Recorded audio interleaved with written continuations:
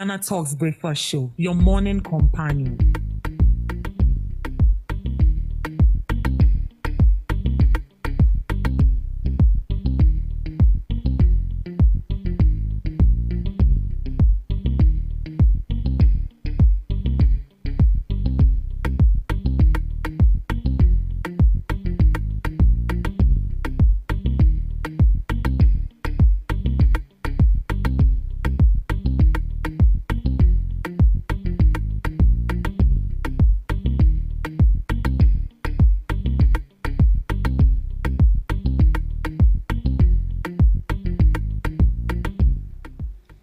This is GhanaTalks Breakfast Show, your morning companion.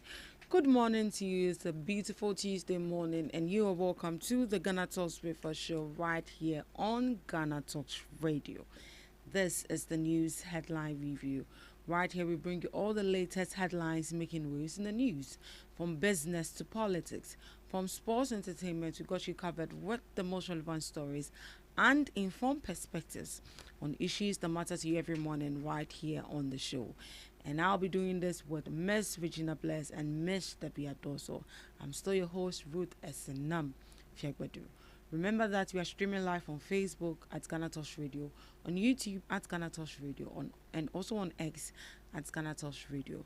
Do well to tap the link, log on, send in your comments. Let's get interactive. Good morning to you, ladies, and you are welcome to the morning show. Good morning. Miss Debbie, how are you doing? The grace is sufficient in yourself. I'm doing well. Miss Regina? Yeah. How are you? By grace, your side. Yeah, good. You're keeping it natural. I like your hair. Thank you. This is what you wanted to cut. God should have whipped you, whack you. Hey, yeah, but This nice hair, you want to go and cut it. So Miss Regina wanted to cut it. I'm reporting her to you. She wanted to cut her hair, and then I don't know what happened. I think The Holy Spirit. the Holy Spirit. the Holy Spirit did not touch my heart. We want to say one day morning show be bad. Miss Regina.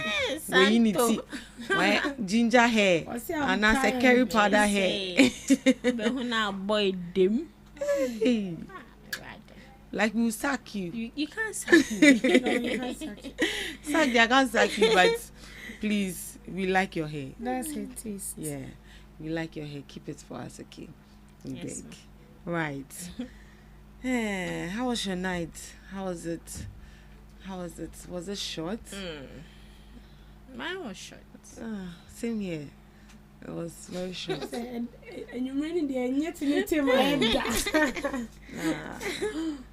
I don't know if we are the only people experiencing it. If others are also No. experiencing it. Others are also. It's like this period has to do with shorter night. Longer day. day. The day, yesterday's day Wow. was long. I keep watching the time. I was like, what is this?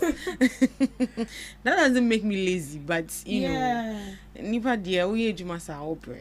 So at a point, you wish you could just, just sit Break and yourself. break yourself. Those quick naps, they are really magic.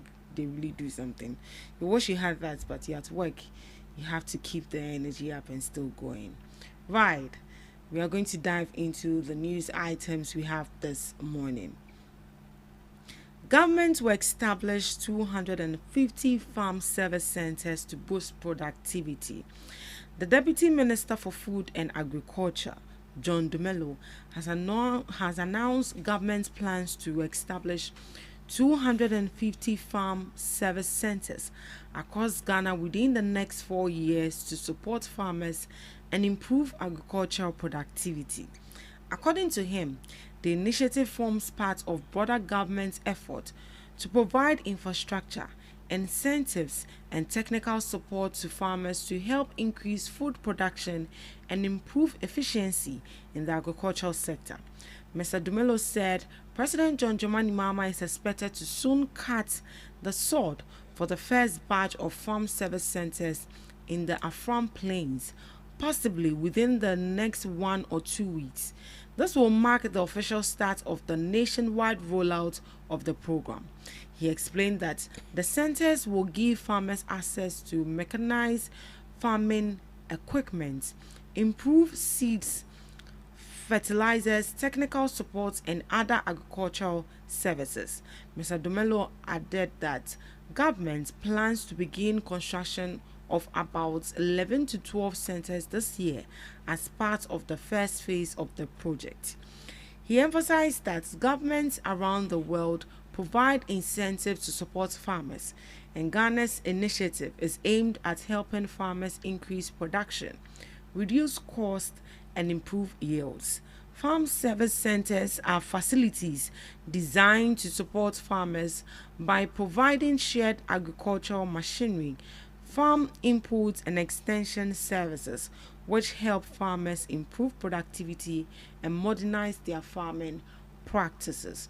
So, this is from the Deputy Minister for Food and Agriculture, John Domelo, who has announced that the government will soon establish 250 farm service centers across Ghana within the next 4 years.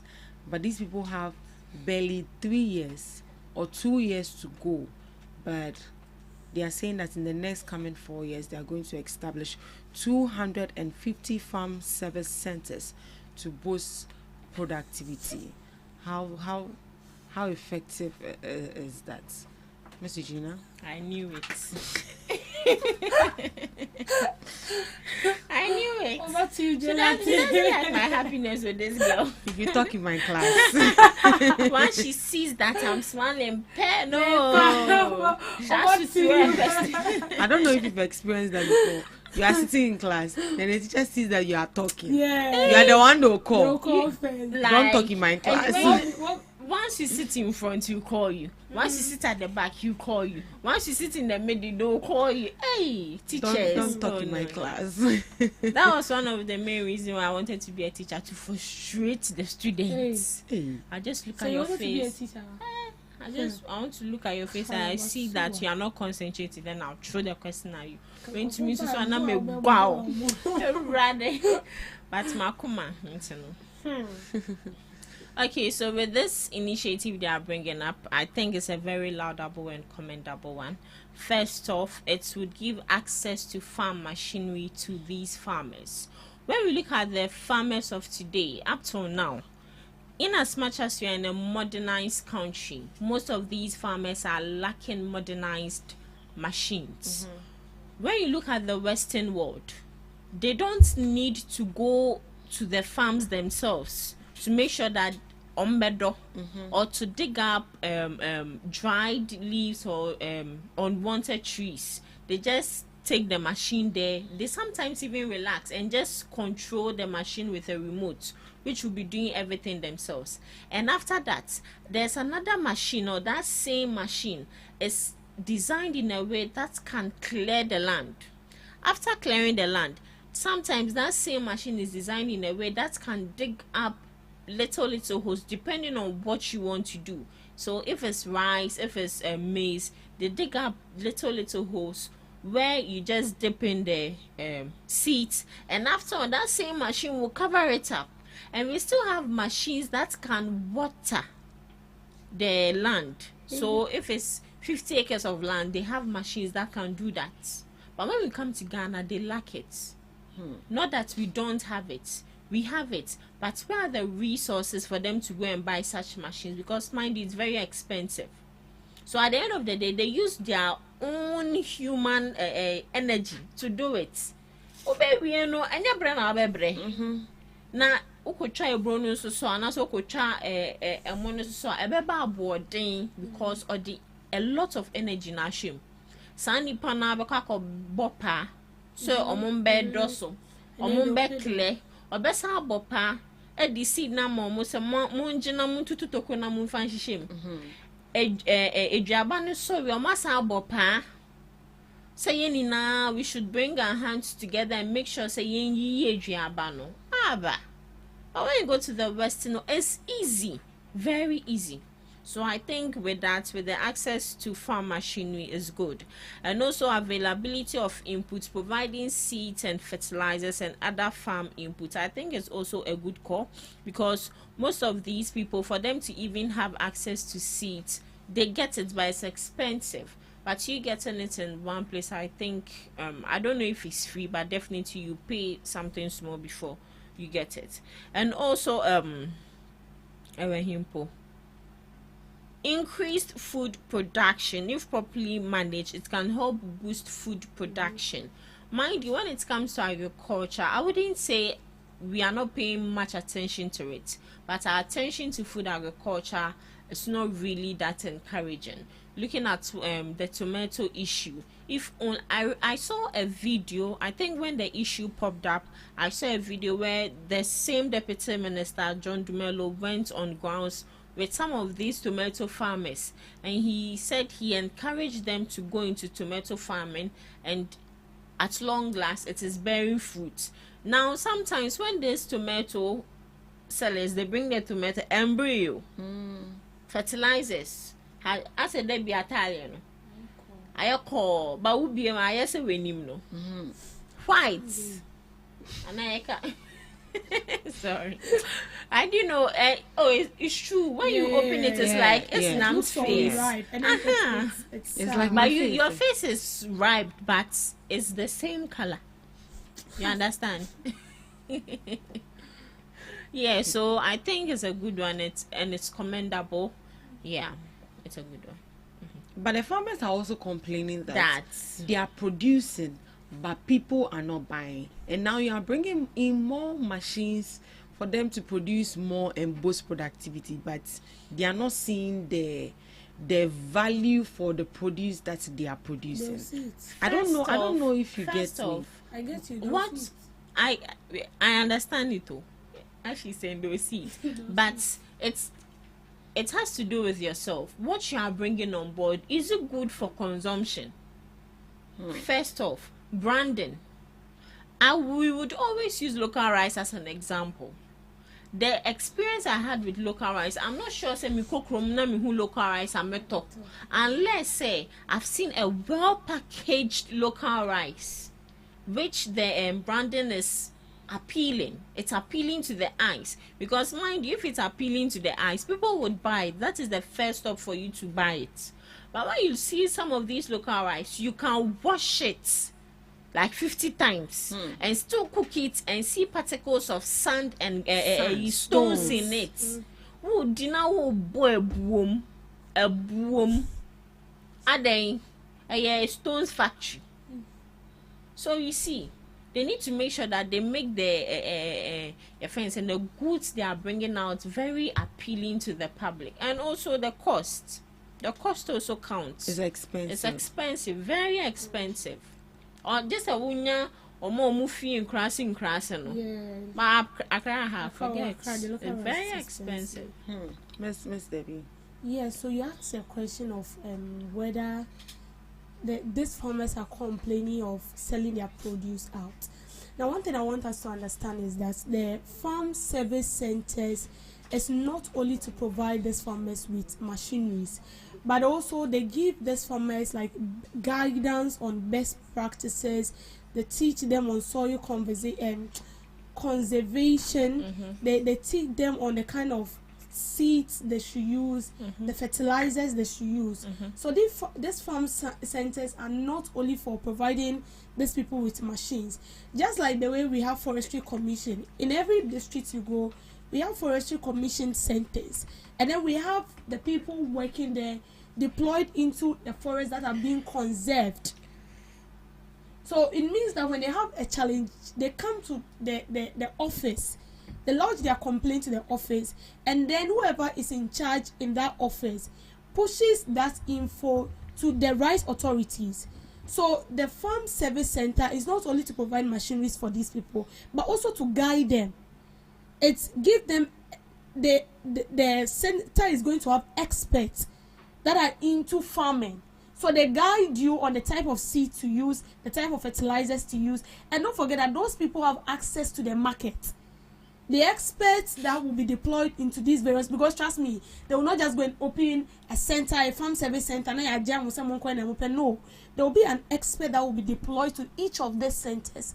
So regardless of whatever you are going through, it means that you get an intermediary, which is now between you, the farmer, and the authority, between you, the farmer, and the Ministry of Food and Agriculture, between you, the farmer, and the Minister of Agri. And so whatever happens, you relay it to the person in charge in the farm service center in your district or in your community, and then he takes the information out. They have access to the market. So what they want you to do now is they'll provide with the necessary gadgets. They'll teach you or guide you, because don't forget that as the world is evolving, people are evolving, farmers are evolving. As she said, if you go to the Western world, the way we used to farm, that is not how they do it. Recently, I saw a video where aguji, you see, that thing, it has to go through a lot of process. So you have to wash it. You wait for it to rot. You take the seed out, you wash it, and then dry it. But I saw a video where they use machines in doing all that. But when you come to Ghana, the farmer will have to go through all that stress. And sometimes the seed, even the seed, they have, more nutritious seeds that are advanced, let me put it that way, when they give it to these farmers. So this expert will educate them, guide them. Maybe this is how we used to do it, but this time around, let's change it. And when you change it, it gives the seed, it gives it a new taste. It wouldn't be like the normal one we used to enjoy before. So when you relay the information to them, they will send it out. And as I said, they have access to the market. They know buyers. See, this thing is going to help a lot, because if someone wants to purchase, they will contact straight to the farm service center, not you, the farmer. Because now the center is intermediary, as I said, between the farmer and the authority. So they'll contact the farm service, and now whoever is in charge of that will have to communicate with the farmer.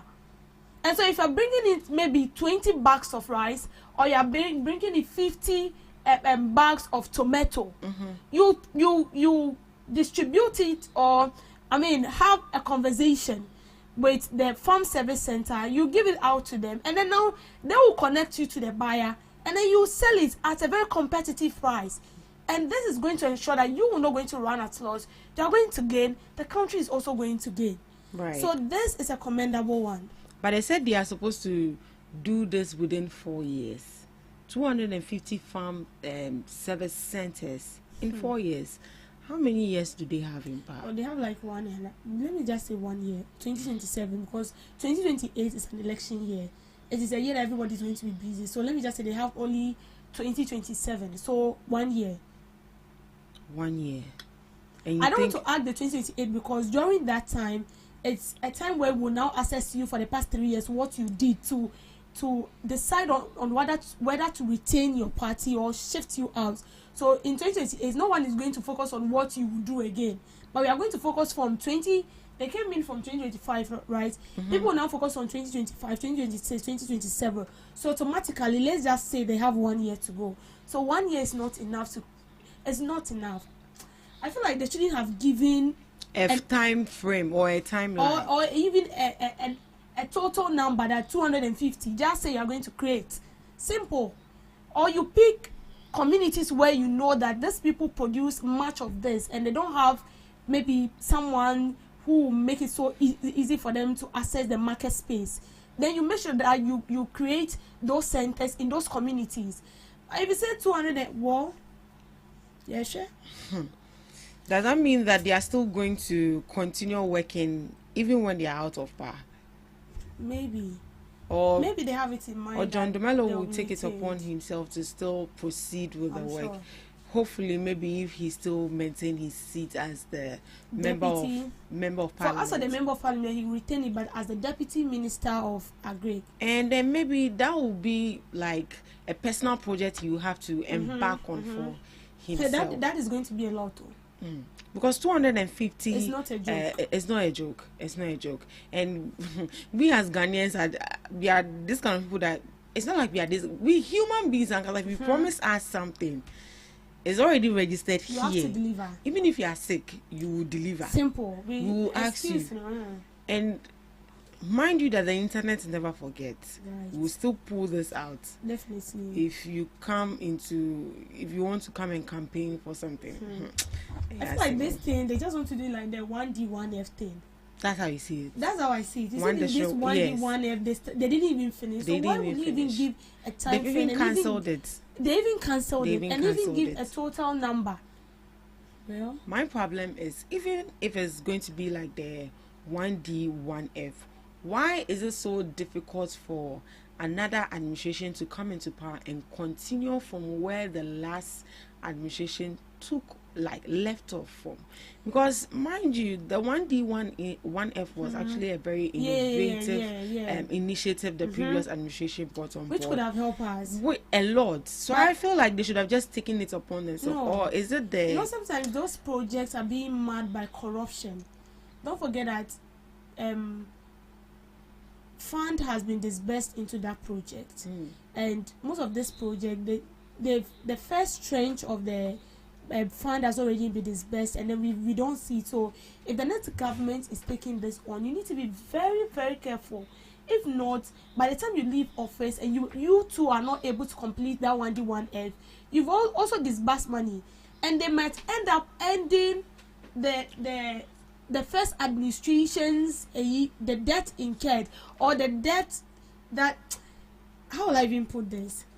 They've pumped money, they are not able to complete. So it has now become something like a debt sort of for you to shall I say pay. So if you don't take time, it will add up to yours, and people are not going to tag the previous administration. They will rather tag your administration. So I feel like this whole thing, sometimes it's not as if the incoming government doesn't want to complete it, but they take critical note of all these things. Let's take the Paulugu Dam for instance.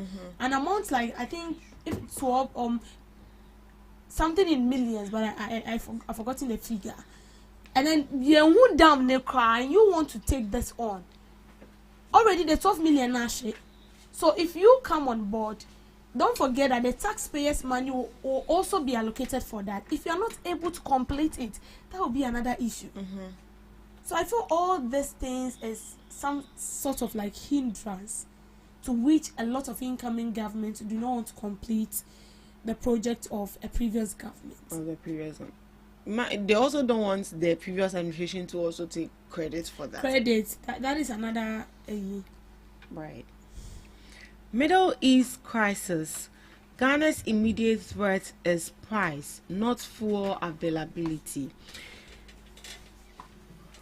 The technical advisor at the Ministry of Energy and Green Transition, Dr. Yusufu Sulemana, says Ghana is not facing an immediate shortage of fuel despite rising tensions in the Middle East. His comments follow growing global concerns about a possible oil supply disruption due to the ongoing conflict involving the United States, Israel, and Iran, which analysts say could affect major oil supply routes.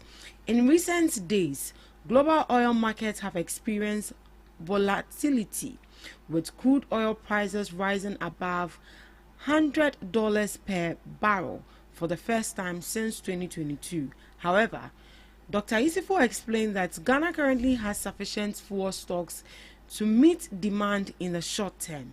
According to him, the country's immediate concern is not the availability of fuel, but the possible increase in fuel prices if global oil prices continue to rise. He said government agencies are monitoring the situation closely to ensure stable fuel supply across the country. Dr. Sulemana also noted that the Tema Oil Refinery has been working closely with the National Petroleum Authority to maintain adequate supply levels. According to him, the NPA has assured that Ghana has enough fuel reserve to last beyond the current 5-week stock level. He further revealed that additional fuel shipments are already at Ghana's port and will soon be discharged, which will further increase the country's fuel reserves.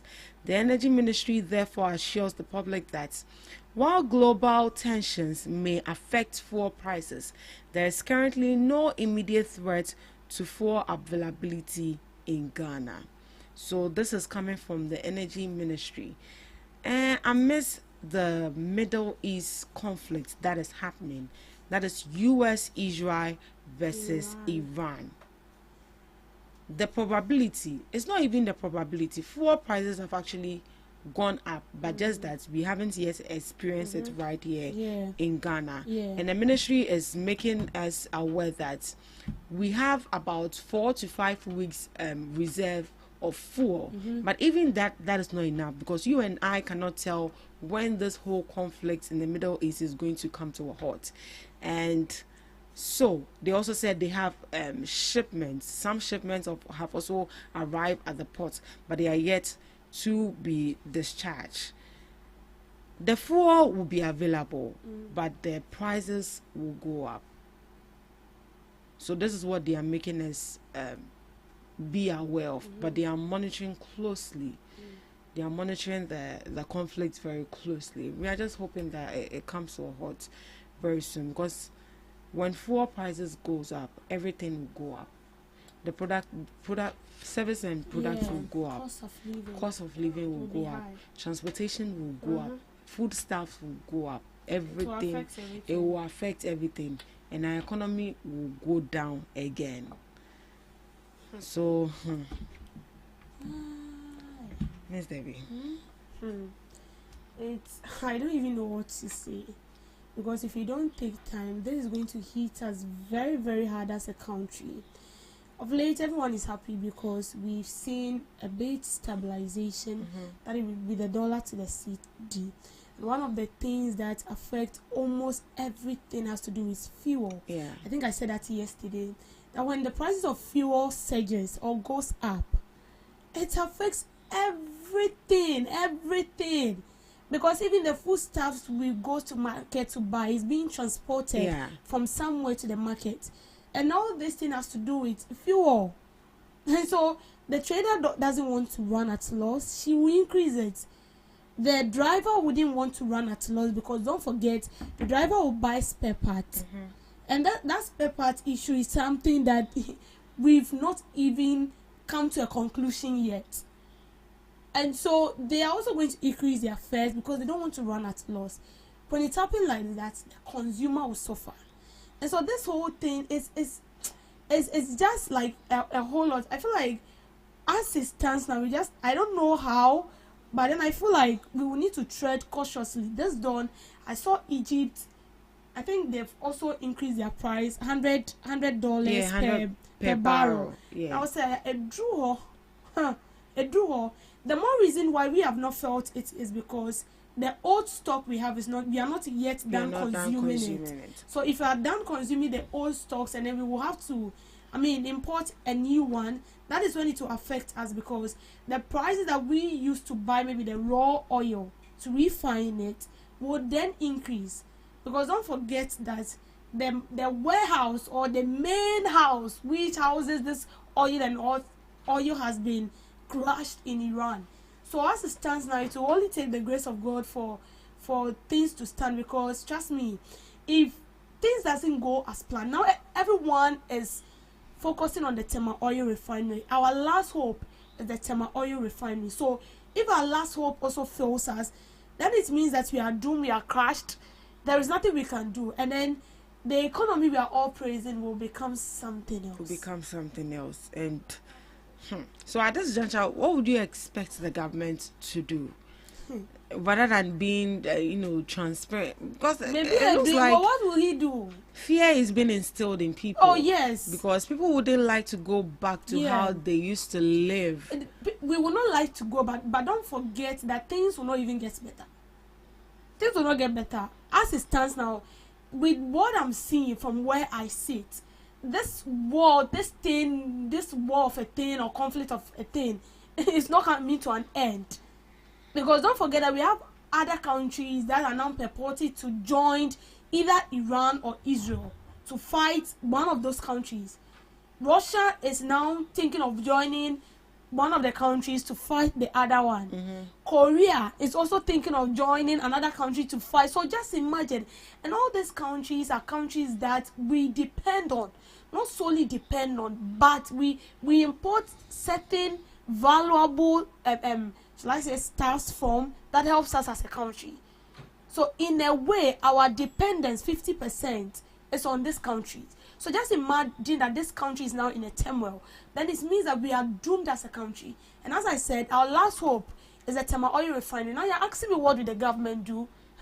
What will the government do as it stands now? Because the 5 weeks that they said they've No, reserved, the 5 weeks ended. it's not enough. Yeah, 2 weeks. 1 month, 1 week. It's not enough. It is not enough. But anyway, Donald Trump is saying that the fight will almost be over soon. I don't know if maybe he will withdraw or something. He better do. Because Iran are not ready to back off. I heard that on news just this morning. Iran has chosen a new leader. They have taken the son of the former leader. The supreme yes, leader. so they now have a leader.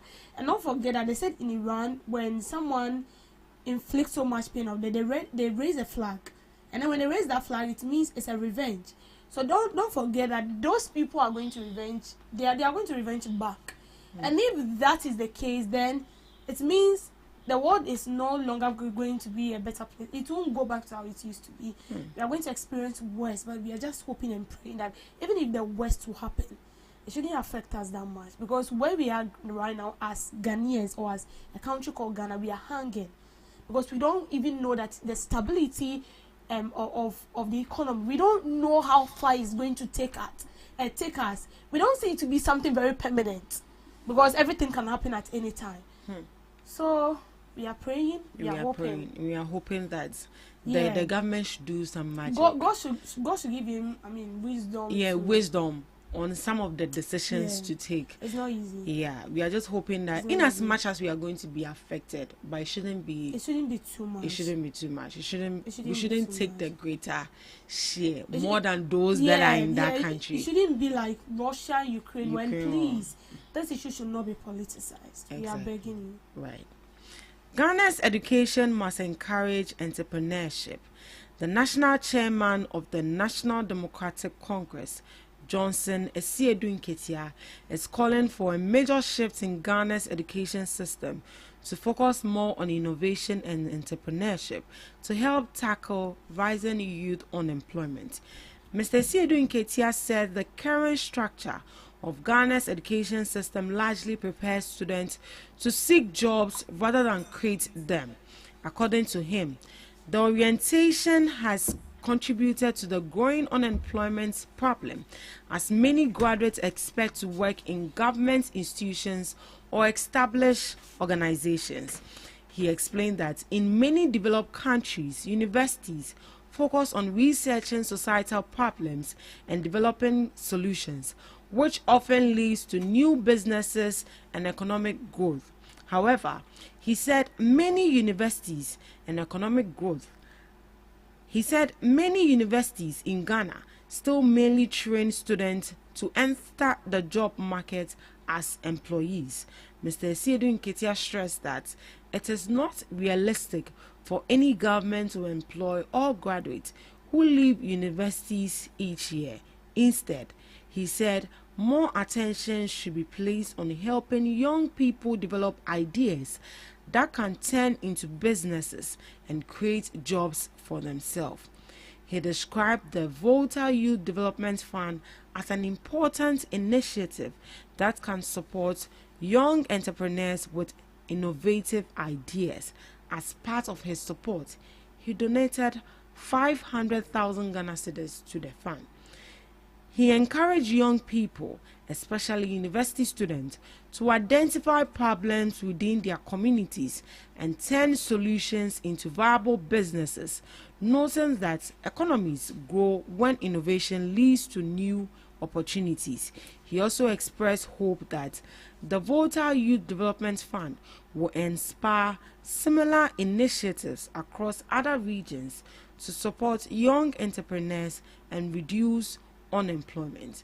So this is from the national chairman of the National Democratic Congress, Johnson Esiedu Nketia, who is calling for a major shift in Ghana's education system, that they should focus more on entrepreneurship rather than focusing too much on white collar job, white collar job, white collar job. Look for a problem in your community. Find a solution to that and make it a viable business to reduce the unemployment in our community. So you as an individual, look in your community. There's no food joint there. Create a food joint. That's a viable business right there. And stop waiting on the government to come and give you food. That's not from me. That is from a Siedu Nketia. So if a Siedu Nketia is saying this, what's the assurance that you are going to get a job when you complete from the university? At this juncture, you have to fight for yourself. Miss Gina, thank you so much. Right. Let's go. Okay, so with what he's saying, Ghana's education must encourage entrepreneurship, and I think I do agree with him.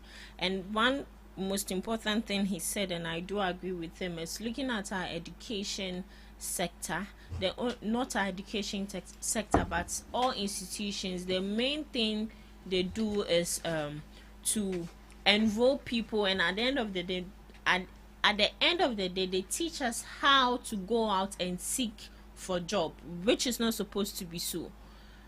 I always say that gone are the days, and I say if it was then times, I wouldn't have even wasted much time to be in certain institutions. I would have just moved straight to the vocational center where they teach us a lot of things, and at the end of the day, obi one a university level 200, now you are already a madam on your own.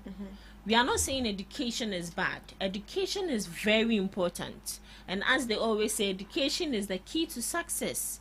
But Saki, upon do say nebie. Let's ask ourselves that. The key they are talking about, how many doors has it opened so far? It is rather limiting us. It is limiting ourselves, our potentials, our capabilities. I saw one, I wouldn't say a friend, but I saw one person at OBA school, that was last year, and she has braided her hair, and I was like, and she said no, she's learning a job. I was like, oh, that's very nice, kudos. Because I now feel like we still sika on SHS. Mind you, if you have the money for that, you can go and still enroll yourself in any technical or vocational school. But here lies the case, a be in ifia. Okofa trouble sika wehe, okofa trunk sika wehe. The only thing you have to do is to make sure that you go and find something doing. So we need to encourage the youth that white collar job is not a big deal. White collar job is not the goal. It is not the price. How many people are working 9-to-5 jobs and you've seen that they are very comfortable?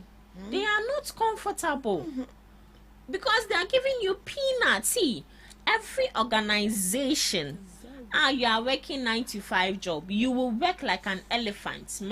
See, if you don't know, we are telling you today, you will work like an elephant and they'll give you peanuts as salary. Yes. When you go to the Western world, they preach 8 hour, and that is what most Ghanaians have also adapted to. But mind you, when you go to the Western world, more preaching 8 hours. No, I thought that crowd call how to mean a 2 hours job, and that 2 hours job, the amount of money you receive is more than the monthly salary you are receiving here in Ghana.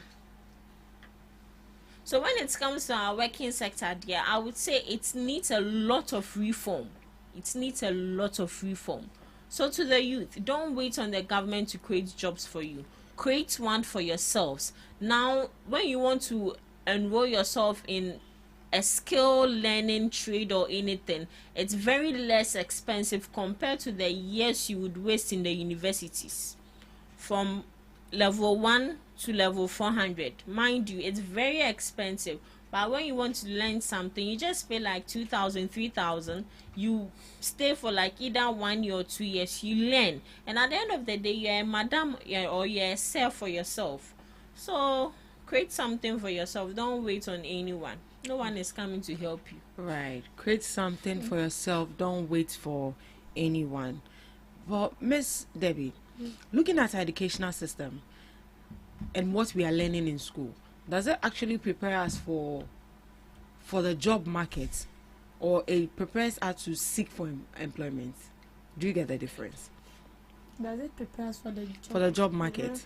Or it just prepares us to seek to go and seek employment, go and learn, right? Know how to write the application letter, know how to put your CV together, and move from office to office. Yes, it's just to seek an employment and not for the job market. So recently I was talking to my lecturer, and then he was coming. I told him that we were going out to report.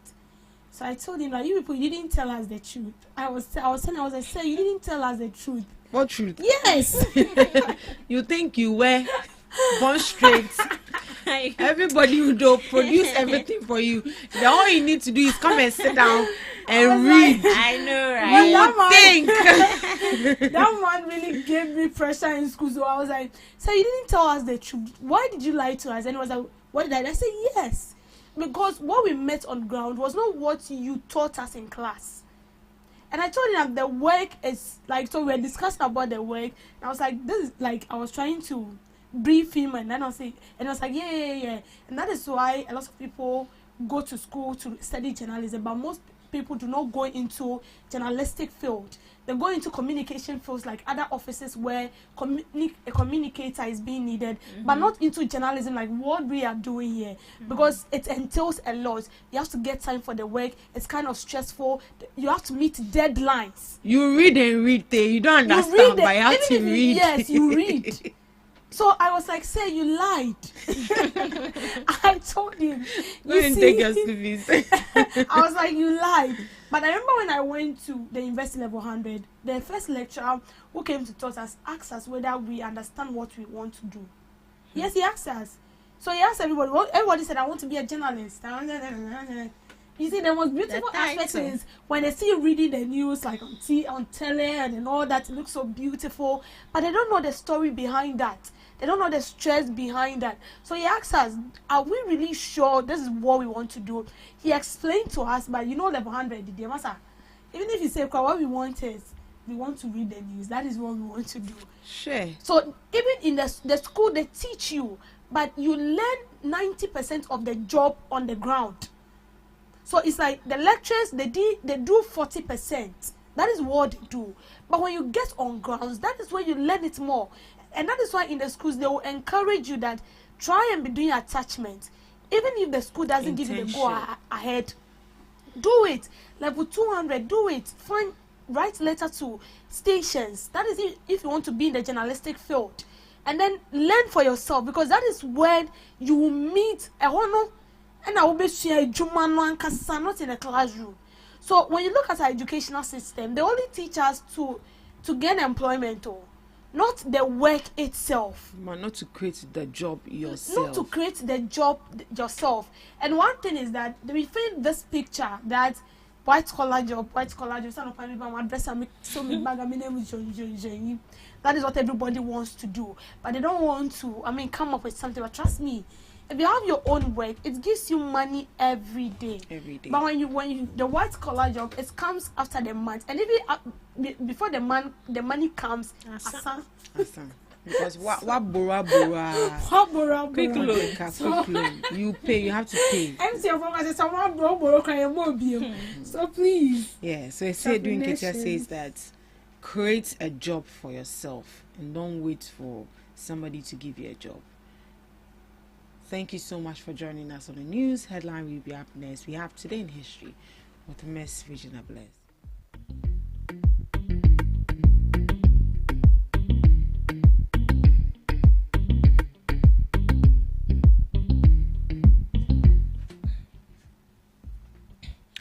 Bringing you Today in History on this day, 1906. Mine explosion kills 1,060 in France. So a devastating mine disaster kills over 1,000 workers in Corrèze, France on March 10th. An underground fire sparked a massive explosion that virtually destroyed a vast mass of mines. Turkish troops begin evacuation of Baghdad, Ottoman Turkish forces began evacuating Baghdad during World War I's Mesopotamian campaign, following their defeat at the Battle of Diyala. Advancing British forces under General Sir Frederick Stanley Muad'Dib entered the city on March 11, 1917, without significant resistance, marking the major, though largely symbolic, blow to the Ottoman Empire. Czech diplomat Jan Masak dies under strange circumstances. Jan, the last democratic Czechoslovak foreign minister, was found dead on this day 1948 under his bathroom window at the Senen Palace in Prague, shortly after the communist coup, while officially ruled a suicide. Suspicions of murder by Soviet or communist agents have persisted, leading to multiple re-investigations. To some global observances, International Day of Awesomeness, to recognize and celebrate the awesome qualities in oneself and others.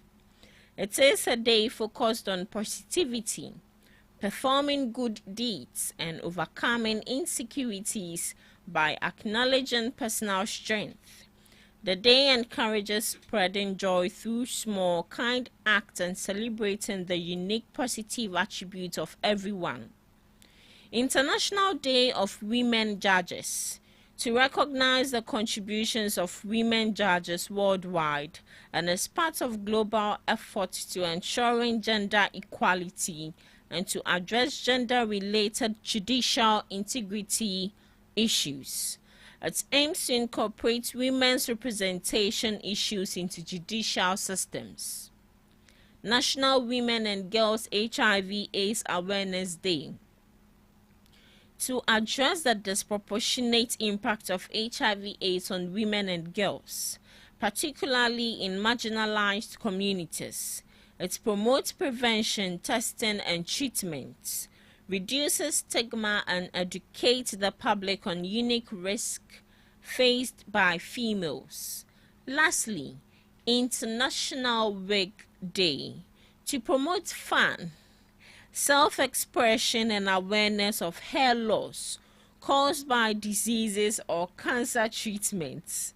Founded by Tama Shop in Denmark, the day encourages wearing wigs to break down stigmas and support those dealing with hair loss.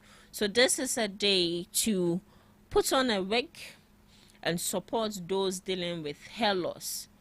For me, instance, I'm dealing with hair loss, so we all have to wear wig to support me, and especially to cancer patients also who lose a massive amount of hair. They also need our support. Yes. So this is all for today in history and some global observances, live on Ghana Talks Breakfast Show. Thank you so much, Ms. Regina Bless, for today in history and some observances of the day. Up next, we have Debbie's Grill.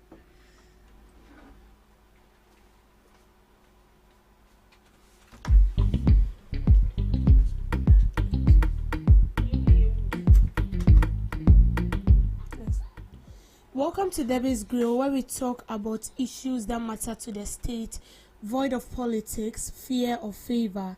Chief Executive Officer of the Ghana Chamber of Telecommunications, Sylvia Wusu-Ankoma, is admonishing that lessons from previous SIM registration exercises must guide the upcoming new exercise to avoid consumer frustration and operational challenges. Her comments follows the cabinet approval for Ghana to undertake another nationwide SIM registration exercise, which will be the third major subscriber registration effort in the country. In an interview, she indicated that the telecom industry has already been informed of the government's intention during engagement with the Ministry of Communication Digital Technology and Innovation. She said the Ghana Telecom Chamber has also provided input into the review of the regulatory framework that will govern the exercise. According to her, the legislative framework underpinning the new registration exercise must be reviewed and concluded with parliamentary input to ensure the process is robust and properly structured before implementation begins. She noted that while mobile network operators are supportive of effort to strengthen subscriber identification system, it is significant that the implementation plan addresses past difficulties experienced in previous exercise. So this is from Chief Executive Officer of the Ghana Chamber of Telecommunications, Mrs. Sylvia Owusu. So this was after the Minister of Communication and Digital Technology, Samnate George, announced that there will be SIM re-registration. My problem is, why do we always re-register our SIMs? So we cannot have a change of government without re-registering our SIMs. And these people keeps preaching the same thing. And that has to do with when we re-register our SIM, is to prevent cyber crime, is to prevent fraudsters, the scammers from accessing our data. But it's quite a surprise that after we've re-registered our SIM, we still see these things happening. So this should communicate something to us, that is not only about re-registering the SIM, but we should do something else. Let's bring out another measure. Aside re-registering the SIM, don't we have any alternative that we can prevent those things from happening, that can prevent the scammers or fraudsters or hackers from accessing our data? Because we've registered our SIMs. This is not the first time we are registering our SIM, but still, the reason they are given for this SIM registration, we are still seeing it. So what is the essence? What at all is the essence? You go to register your SIM, they take your data. And they'll tell you that the data is being preserved. They tell you that the SIM registration is to preserve your data and to prevent these people that call themselves hackers from accessing it. But even after this SIM registration, we still have people. Recently, my mom called me. Someone called her that she sent an amount of money. My mom was already having an amount of money in her wallet. And the person called her that he has sent her an amount of money. And the money the person mentioned was the same amount of money in her account. And you know these people, they will give you a message and all that. So my mom realized that no, this person is trying to. So this is what she did. She said she wanted to withdraw the money she has. And then if the person is saying that he has sent her money, then it means when she withdraw what she has, the one that has been sent should be in her account. So she intentionally went to withdraw the money she has in her account, and then the remaining charge balance was 0.00. So imagine, she has it in mind that what the person has sent the money, you let me just tap or press my PIN code, and 1 year while the money she has in her account, it will just vanish. So what is the essence of this SIM registration? For me, I see it as a way of frustrating Ghanaians because if we re-register our SIMs and it's helping us, that is fair enough. But we keep registering. I remember when the NPP government came into power, we re-registered our SIM. We registered it. They also mentioned the same reasons. They gave the same reason that Samnate George is giving now. And we saw nothing. And even that one was very, very stressful. A very long queue. You will get there and then they will tell you that the machine is not working, the system is bad, the network is bad. And then you keep coming and going, forgetting that the number of people who queue every day, they are workers. They need to report to the office. But they'll get there and they'll be in a long queue. And when it gets to your turn, they'll tell that the network is bad. You have to go. And after we've gone through this whole stress, these hackers will still find their way of hacking you. These fraudsters will still find a way of accessing your data. You know the most surprised when this person called my mom. The person called my mom by her name. He called my mom and then message so and so near. And please, I send you a scar. And the message came pe.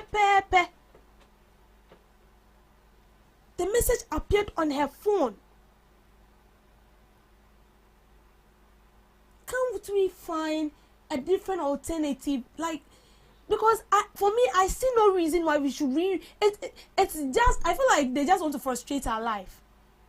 That is how I see it. Yes, I know SIM re-registration has its positive aspect. And it's positive, then you not necessarily data, no one can have access to it. And wow, dear. Those so-called people who call themselves fraudsters and they don't want to work, those scammers that want to access your data and then use it for their dubious acts. That is all. But my problem is we registered the SIM and this thing so happens. So they should tell us that the normal approach we've been using is not working out. So what then do we do? Let's bring in a new approach. Maybe that will help us. I realize that this new SIM registration we are going to do, they said it's going to be digital. It's not going to stress out and all of that sort. And even with the digital, how sure are we? Let's not deceive ourselves because these scammers, they learn. These fraudsters, they learn. They learn every day. They improve on their skills. If you are taking step A, they take like 10 steps ahead of you. They know what they are doing. Tell me why someone goes to the bank to withdraw a money. By the time you get or withdraw the money, they've called you by your name. They even give you account number. And sometimes it is our fault. Stop sharing your personal data. This data is for you and yourself. You don't share it. You need to be very, very careful, especially on social media. TikTok, for instance, let me use it for example, even though sometimes they said it's confidential. When you post a video, sometimes you need to promote the video. And so they'll ask for your account number. So they'll deduct, if it is $1, they are in need of $1 to promote that video. When you key in your account number, they will automatically deduct it from your account and then they'll promote the video for you. But you need to be careful. You don't need to be sharing your data. Someone is chatting you for the first time, you don't know the person, or say now also your friend will say, what's in here? Like, you are giving out information.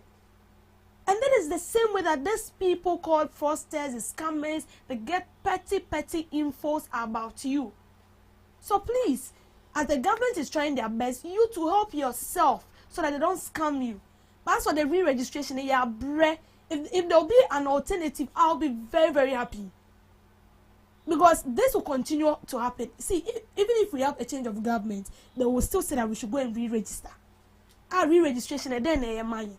Because even if we register and then we are seeing its positive aspects, that wouldn't even affect me. Like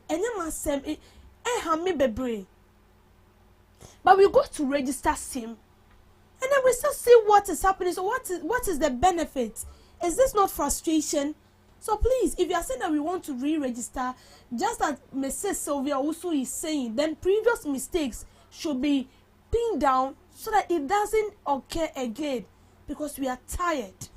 Thank you for making time with me on Debbie's Girl. Thank you so much, Mr. B, for that, girl.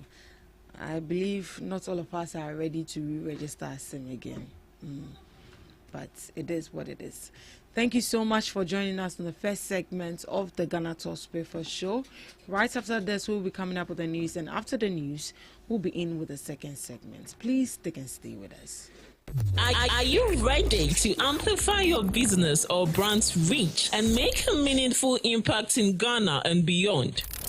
Partner with GhanaTalks Radio today to connect with a diverse audience across Ghana and beyond. Elevate your brand through on-air promotions and social media. Boost your brand during prime time. With GhanaTalks Radio, you can extend your reach across digital platforms. GhanaTalks Radio is not just a station, it is a community hub where your brand becomes part of the conversation. Join us in fostering connections, celebrating culture, and making a lasting impression. For customized sponsorship packages and enquiries, email contact@GhanaTalksRadio.com or call +233 202 544614. GhanaTalks Radio, giving the youth a voice. We bring you local news, business news, international, sports, and entertainment news. Right here on GTR.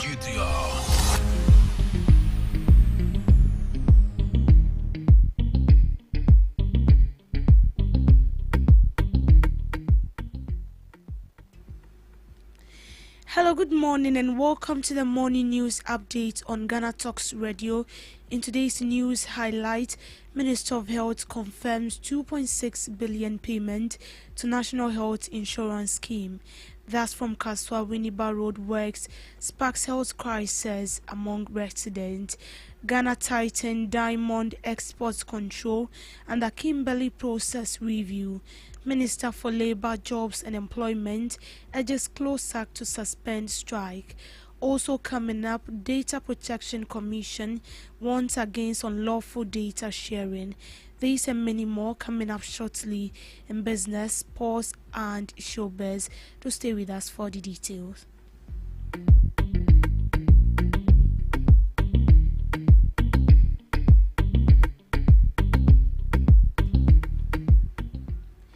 The Minister of Health, Kwabena Mensah Kandor, has confirmed government health insurance scheme. This payment is part of effort to strengthen the scheme and improve healthcare services in the country. The National Health Insurance Scheme has seen a significant increase in revenue, hitting 9.76 billion in 2025, up from 6.52 billion in 2024. Following government decision to uncap the National Health Insurance Levy, the funds are expected to support claims payments, operational expenses, and infrastructure development. Yes. Mr. Speaker, the claims paid over the period were as follows: 1.372 billion. A million in 2020, 1.1 in 2021, 963 in 2022, and 2.2 in 2023. This shows a decline in payment up to 2022, before a significant rebound in 2023. Mr. Speaker, I have given a table that speaks for itself. And so, for example, Mr. Speaker, we have the year, claims expenditure, claims paid, portion of the payment relating to that year, and portions of payment relating to previous years. So the honourable member may follow it carefully. So, Mr. Speaker, in 2020, whilst the claim expenditure was 1 billion in 2020. The Speaker, about 1.3 billion was paid. But Mr. Speaker, only 473 million was respect to 2020. The rest were arrears. I hope Mr. Speaker is following. Good. Mr. Speaker, so we move to 2021. Mr. Speaker, when you go to 2021, whilst the claims expenditure is about 1.1 billion, claims paid is also 1.1 billion, but Mr. Speaker, claims relating to 2021 that was paid was 469 million. What does it mean? It means we're piling up arrears. Mr. Speaker, in 2022, the claims payment was 1.6 billion. Amount paid was 963. Out of the 963 that was paid, only 328 million was with respect to 2022. what it means was that we were piling arrears. Mr. Speaker, again, when we came to 2023, it was 1.8, and then 2.2 was paid, and the proportion with respect to 2023 was 1.1, whilst the rest was the arrears. So, Mr. Speaker, over the years, we've been piling up arrears, and this is what we are doing differently. Mr. Speaker, now the narrative is different. We are no more piling arrears, we are paying on time. A looming health crisis is unfolding along the Kaswa-Winneba Highway due to heavy dust from ongoing road construction. According to the medical superintendent at Portson Polyclinic, dust generated by heavy machinery and constant vehicle movement is exacerbating respiratory issues among vulnerable populations.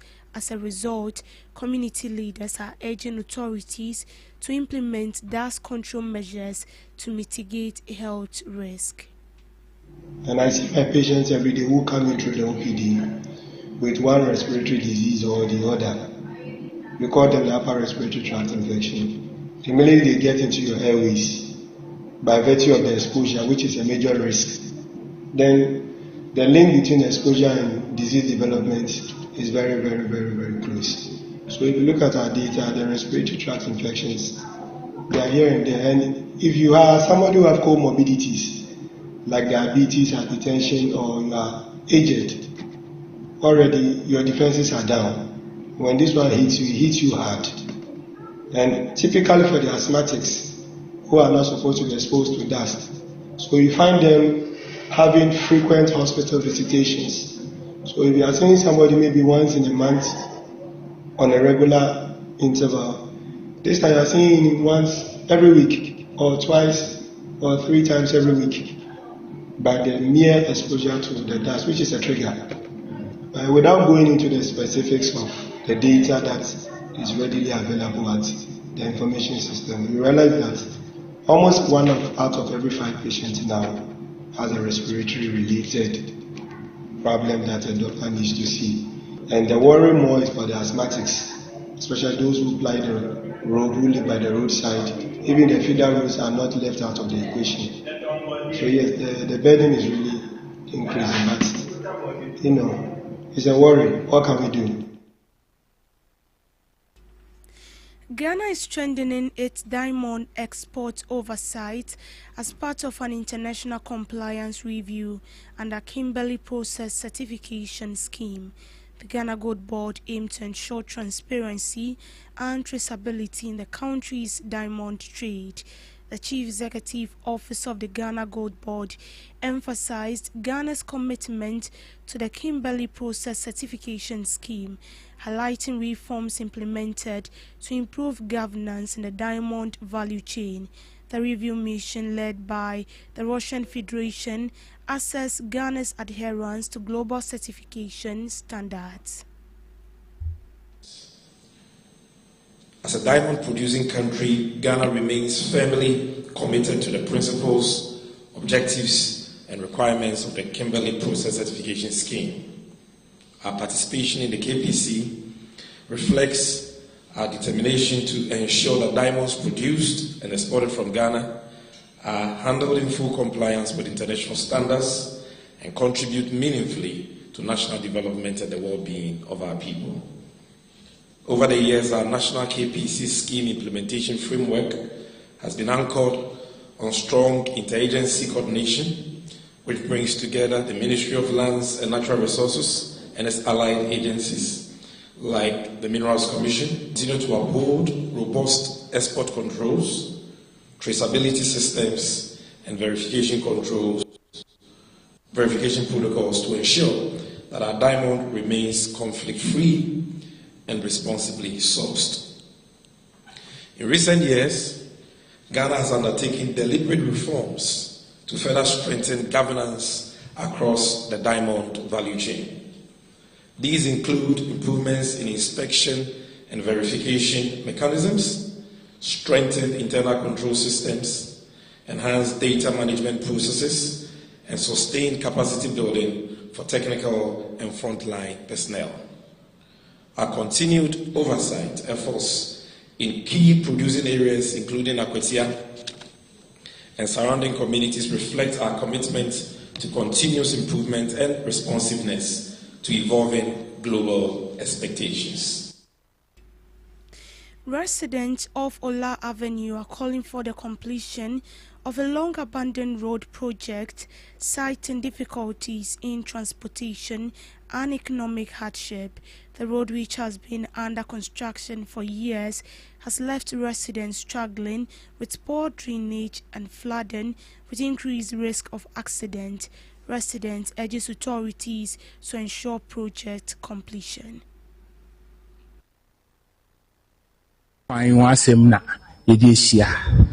Na mobehwa mutumi se ekwan last 20 years na omobeye ye gates yiman, but up to now no akase omode quota ebe abebu ye kwan so aman na yesemo up to now na mbai ambrasiemu se traffic to am 7 main road ni so anom na taxis ni trotro na efa etika ebe stress mutumi busuma ya dust no ya papa mpanyinfo ye nuanum bi nso kita asma ne yare bi odem bo se dust hard nti yesemo a mfuturo na grosso aye dem nyina oprakora ni 1 week na mfuturo na san ya ba nti yesire mpanyinfo no omaye gota na wie di a omegu kota ne maye emaye dust code nyina ye nya code because mfuturo no ba ye trimu sa na ye nya code nti asompa ni mani ya omumna megu kota ne maye mfuturo no de no kware nyame animu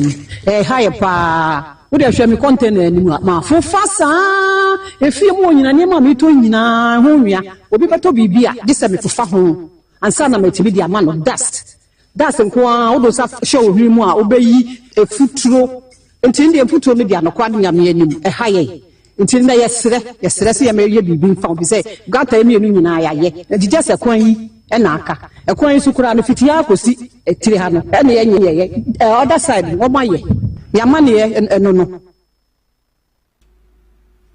The Minister for Labour, Jobs and Employment, Abdul Rashid Hassan Pelpo, is calling on the Civil and Local Government Staff Association of Ghana to suspend its nationwide strike. He stressed that government is engaging with the National Labour Commission to address the union's demands regarding delayed implementation of agreed conditions of service. CLOSAC members began an indefinite strike on 9th March, protesting prolonged delays in implementing their salary structure and improved working conditions. Meanwhile, the strike has disrupted public services, with residents reporting difficulties accessing essential services. Yes, despite all efforts we are making, CLOSAC has moved into having embark on their strike, which they have threatened over the last week. Well, a lot of efforts have been made. I've had the Labour Commission to talk to them. I've had the Fair Wages to deal with their issues, to have a conversation with them. I had a discussion with the Ministry of Finance, all to address the concerns they have posted. They want a change in their salary structure, and this is a very huge demand. Once you are willing to go ahead and have a change in that salary structure, you should also be willing to do it for all others. So it's a demand that we are addressing, and we will not give up addressing it. But I believe that going on strike at this time is not the solution to the matter. And we believe also that once we are listening and we are talking, it should be the one that should drive the relations between us. I at the moment, have asked the Fair Wages to meet the leadership of CLOSAC so they can come to a conclusive understanding of exactly what they are asking for. Finance Minister is standing by to take the demand and to address it. We don't believe that strike actions at this time should define the relations between us. Strikes only happen when government is unwilling to address the challenges and are unwilling to talk. We are willing to talk, we are listening to you, and we are urging you, GLOSAC, not to take strikes to be a response to the relations that have been developed between us. Strikes should be an outmoded issue. So please, let's relate well.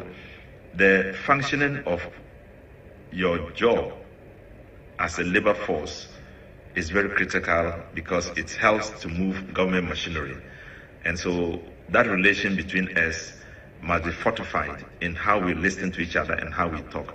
So I urge you to give up this strike as soon as possible whilst we address the issues. The Data Protection Commission has alerted Ghanaians to the dangers of unlawful personal data sharing. The Commission stressed that unauthorized data sharing can lead to identity theft, financial loss, and reputational damage. The Data Protection Commission is urging the public to remain vigilant and ensure compliance with Ghana's Data Protection Act 2012 Act 843. With the rise of digital channels such as social media and also even some of the our digital footprint we leave behind, it's become even more important for us to protect our personal data. We have to be cautious about what we put out there. We have to be cautious about who we put out, because basically anything you put out today, once it goes out, it becomes very difficult for you to be able to get it out. And so it's really important for us to be guided. But we're also calling especially for data controllers, because it's a two-way street. There is the data subject who sometimes don't know what their rights are and what their responsibilities are, may not have adequate information. But it's also a responsibility of those that collect this information to make sure that, one, the Data Protection Act requires that they register with the Data Protection Commission to be able to process personal data, to be able to collect and process personal information. And secondly, when they want to change the processing, that they also come and then get a data protection impact assessment done in terms of the new processing. So it's a two-way street. One is a data subject needs to understand that, especially with the rise of digital channels and digital tools, anything you put out runs the risk of, one, being kept there for a very long time, and secondly, it being used in different ways. But it's also important to ensure that we have what we call purpose limitation as a data controller, that when you collect information, you can only use it for the purpose for which you collected it. The Data Protection Act also requires that you collect only what is required. So maybe you think that, oh, you are going to collect this information, only use it for one thing, and you repurpose it. No, it's not allowed under the Act. There's also a requirement for you to ensure that the environment in which you place this information is actually an environment that is safe and secure. In business, the Bank of Ghana says its monetary policy decisions will continue to be guided by data, even amid global commodity price fluctuations, as it works to stabilize the cedi, restore macroeconomic confidence, and strengthen Ghana's external buffers. Governor Dr. Johnson Asiama made the remarks while briefing Parliamentary Committee on Economy and Development at the Parliament House on the bank's 2025 Monetary Policy Report. Dr. Asiama explained that when he assumed office in February, the Ghanaian economy was emerging from one of the most challenging periods in recent history. The country had experienced a sovereign debt restructuring, sharp currency depreciation, and a surge in inflation. Although stabilization efforts were already underway, the starting condition remained fragile. Headline inflation ended 2024 at 23.8%, well above the bank's target of positive 2%, while the Ghanaian cedi had depreciated to 24.8% over the year. To restore stability, the bank implemented a series of coordinated policy measures, including maintaining a tight monetary policy stance, addressing excess liquidity, and strengthening external buffers and a foreign exchange framework, among others. Dr. Siama highlighted the result, noting that headline inflation fell from 23.8% in December 2024 to 5.4% by December 2025. He added that the Ghana cedi had appreciated significantly, reflecting improved fundamentals, while the monetary policy rate was reduced by 900 basis points to 18%, easing borrowing conditions. Gross international reserves increased to 13.8 billion, providing about 5.7 months of import cover. The governor also reported strong banking sector development. Capital adequacy improved to 17.5%. Asset quality has improved, and banks have clearer roadmap to reduce NPLs towards 10% by end of 2026. Honorable Dr. Eric Efu, chair of the committee and member of parliament for Amenfi West, applauded the bank's openness. To sports, Major League Soccer has issued lifetime suspension to Derrick Jones and Yao Yeboah after both players were found guilty of violating the league's gambling policy. The sanctions followed an intensive investigation launched after suspicious betting alerts were flagged by the league's monetary partners. According to Major League Soccer, an independent law firm was engaged to conduct the probe, which led to players being placed on administrative leave on October 2025 while the investigation continued. In a statement, the league revealed that Jones and Yeboah engaged in extensive betting on soccer matches during the 2024 and 2025 season.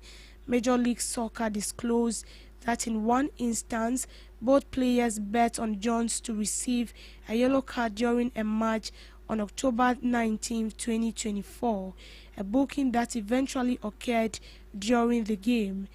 Despite the seriousness of the violation, the league said there was no evidence that the betting activity directly influenced the outcome of the match.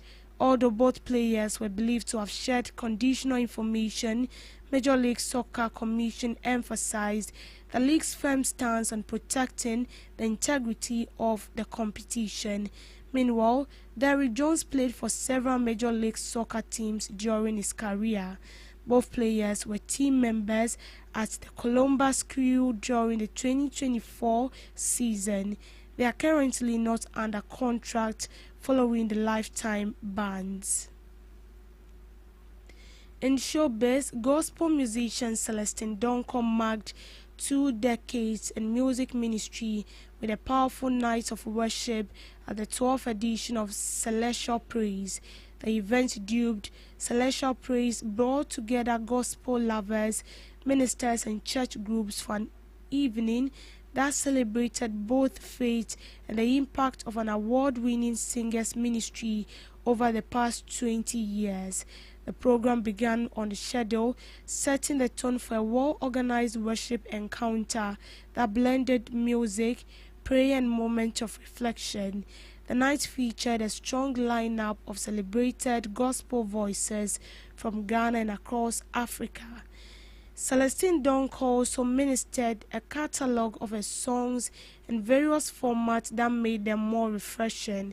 The 2026 edition of Celestial Praise served as both a worship gathering and a celebration of her 20-year journey in gospel music. Many attendees described the night as uplifting, emotional, and deeply inspiring.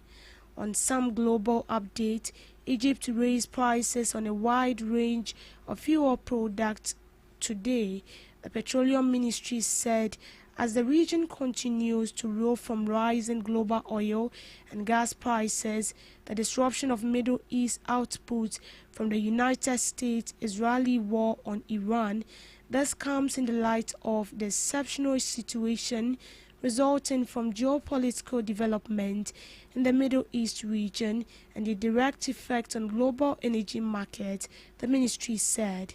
The decision comes days after Egyptian Prime Minister said in a press conference that the state might resort to exceptional measures if global fuel prices rise significantly due to the war.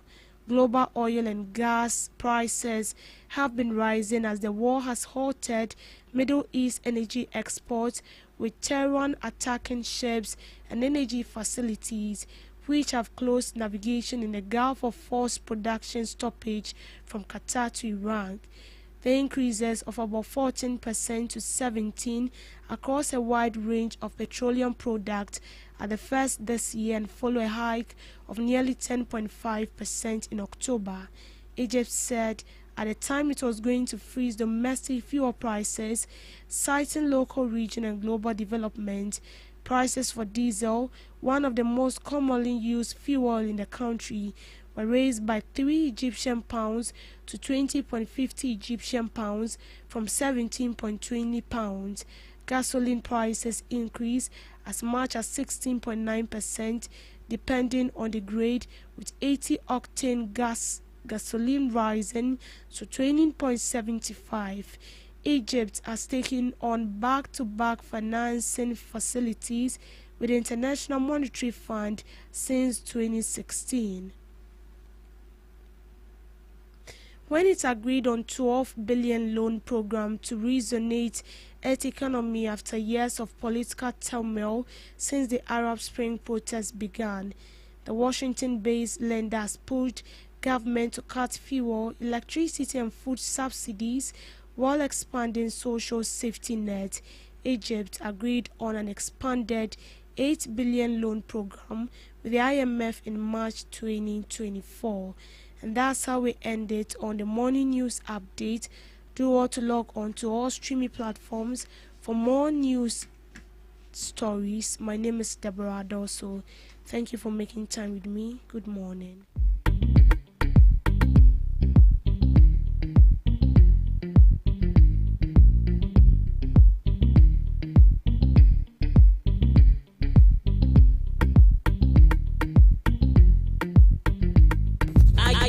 Ready to amplify your business or brand's reach and make a meaningful impact in Ghana and beyond? Partner with GhanaTalks Radio today to connect with a diverse audience across Ghana and beyond.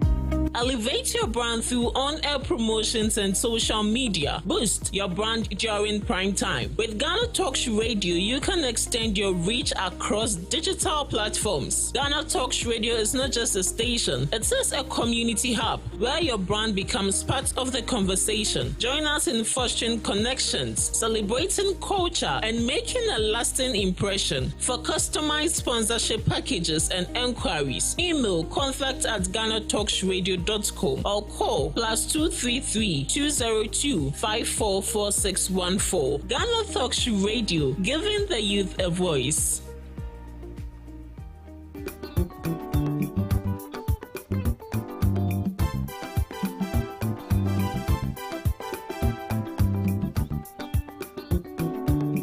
GhanaTalks Radio ɛwɔ UK abrochimemu era from Ghana mu ha the sound system mekyerɛ spinning machine papa every amana ne aba begu oman Ghana mu ha enti sɛ woyɛ ayie woyɛ engagement woyɛ wedding woyɛ birthday party political parties are moyɛ rally sɛ moyɛ asɔre a moyɛ crusade so wo bo carnival or any kind of event na wo pe spinning machine papa e bo sound no mu e de dia ene me kanfo GTR sounds e de emawo ye wo live band nso a wo to nsa e de frenya ye betimi ababeboa ama wo dwumedi a wo die ne so atimi aye kama pa ye wo enkan poponi mantamo anya aponchi hotel e ho pepepe e na ye butuo wo dia ne se wo be frɛ empanifo e wo 0546 960510 GTR sounds a more de angaza.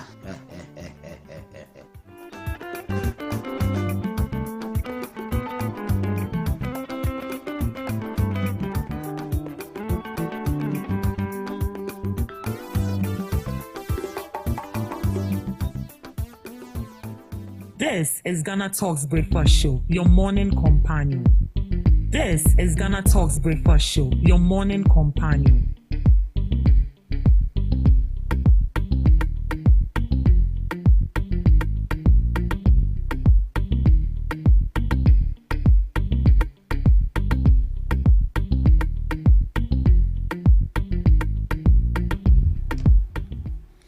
Good morning to you once again, and you are welcome to the Ghana Talks Breakfast Show right here on Ghana Talks Radio. And we are streaming live on Facebook at Ghana Talks Radio, on YouTube at Ghana Talks Radio, and also on X at Ghana Talks Radio. Do well to log on and send in your comments and be a part of the conversation right here in the show. Right, before we come up with the second segment with our guests, we are going to be looking at a few interesting news headlines, some interesting news stories relevant of issues that matter to you every morning right here on the show. My ladies and I will be diving into that. We'll share our perspective, our opinions, and what we think. You can equally do same by sending in your comments in the comment section. We'll do all to read it, and then if we have to talk on that, we will. Good morning to you once again, ladies. Good morning. How are we? Good. Breakfast? Not yet, but soon. Obviously, yes, but soon. Yeah, so we'll be looking at a few news items before we dive into the second segment of the show. 1D, 1F factories key to Mohammed's 24-hour economy. Ibrahim Ejay, the resident country director of International Investment, LLC, Ibrahim Ejay, says factories established under the One District, One Factory program will play an important role in supporting the government's 24-hour economy policy. The 24-hour economy is one of the flagship policy of the administration of President John Dramani Mahama, aimed at encouraging businesses to operate around the clock to boost productivity, expand industrial activity, and create more jobs. According to Mr. Ejay, many of the factories set up under the 1D, 1F initiative, introduced by the previous New Patriotic Party government, now provide a strong industrial base that current government can rely on to implement the 24-hour economy policy.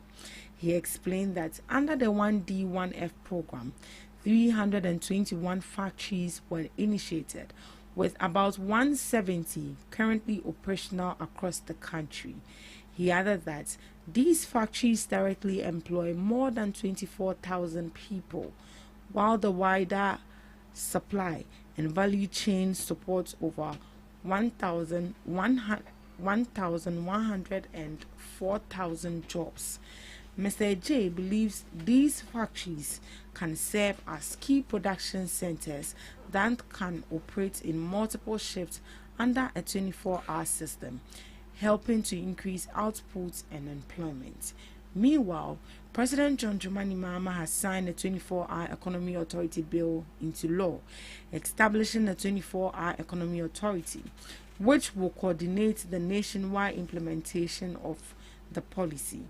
The authority will oversee strategies aimed at encouraging industries, manufacturing companies, and service providers to adopt round-the-clock operations to drive economic growth. So this is from Mr. Ibrahim Ejay, who says that factories established under the One District 1D program will play an important role under the 24-hour economy program. But he made mention of he said with about 170 currently operating. Well, he explained that under the 1D 1F program, 321 factories were initiated, with about 170 currently operational across the country. I'm getting to wonder when these factories were they new factories that were built from scratch, or they were factories that the government had to collaborate with these factory owners to get onto the 1D 1F initiative. For that, I think we have to look more into that as well. But Miss Debbie, what do you think of what he's bringing on board? That if they should continue the 1D 1F is going to help and create multiple shifts under the 24-hour economy system. I think this morning we were talking about the 250 farm service centers that John DeMello intends to create for farmers, and we mentioned that it's more or less like just like the 1D, 1F. Yeah.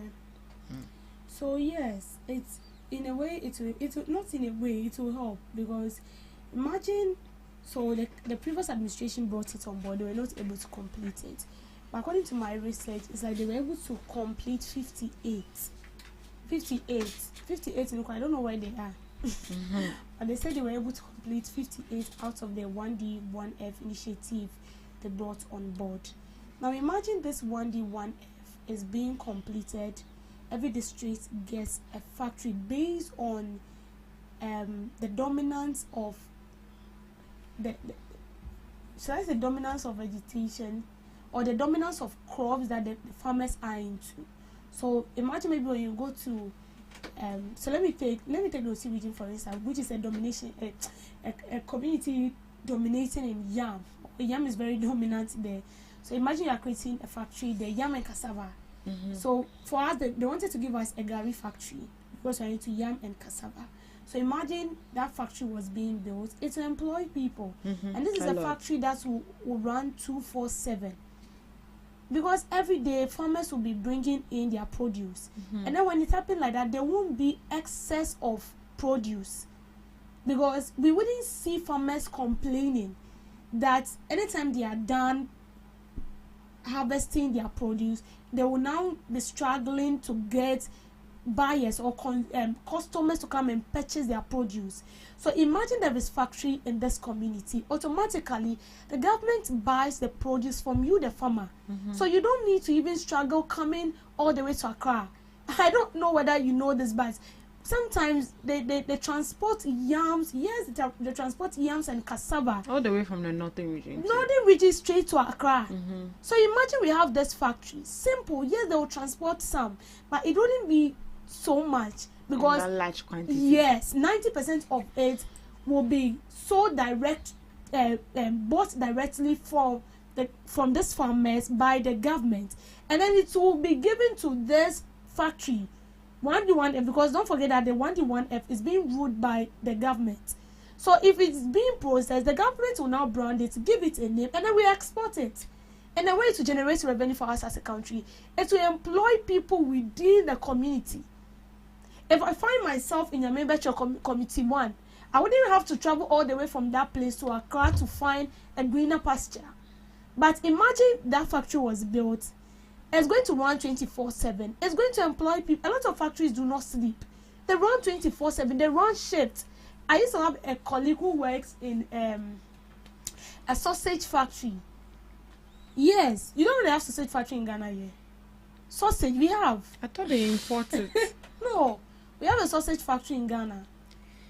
Really? She worked in one of the sausage factory. They run shifts sometimes or evening. I'm just wondering how they prepare that.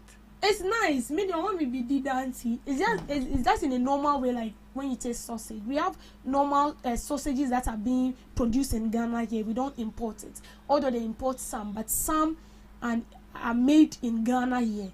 So she worked. They run 24-hour shifts. So the day you call and you don't get, she tell that factory, you can't be making call because it is a work that demands full concentration and attention. So imagine it's working. You employ people who have workers that will come in the morning and maybe close at 12. The afternoon workers will take over from 12 and maybe close at 6. And then from 6, the night workers will take from 6 to the next day. Or maybe from 12 to maybe 9. Then the night workers will take it from 9 to the next day 6. Then it's continuous, like it's to employ people. You don't have to travel. So what he is saying is the truth. It will help us. But my concern is, you knew this will help us. Why didn't you complete it? Was it intentional to complete only 58 and leave the rest for this government to come and complete? Well, that is a question for them to come and answer. But on a normal circumstance, if this 1D1F should be completed, it will help us. It will boost revenue for the country. It will create jobs. It will employ people. These farmers will not have.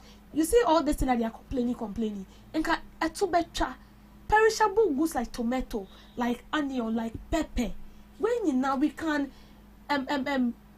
process it, brand it, export it out, and sell it. If you go to the Western world, their markets, they have African markets where they sell things all around that is made of Africa. So sometimes you go there, you see maybe tomatoes made from Nigeria is there, tomatoes made from this country is there, and they're selling it.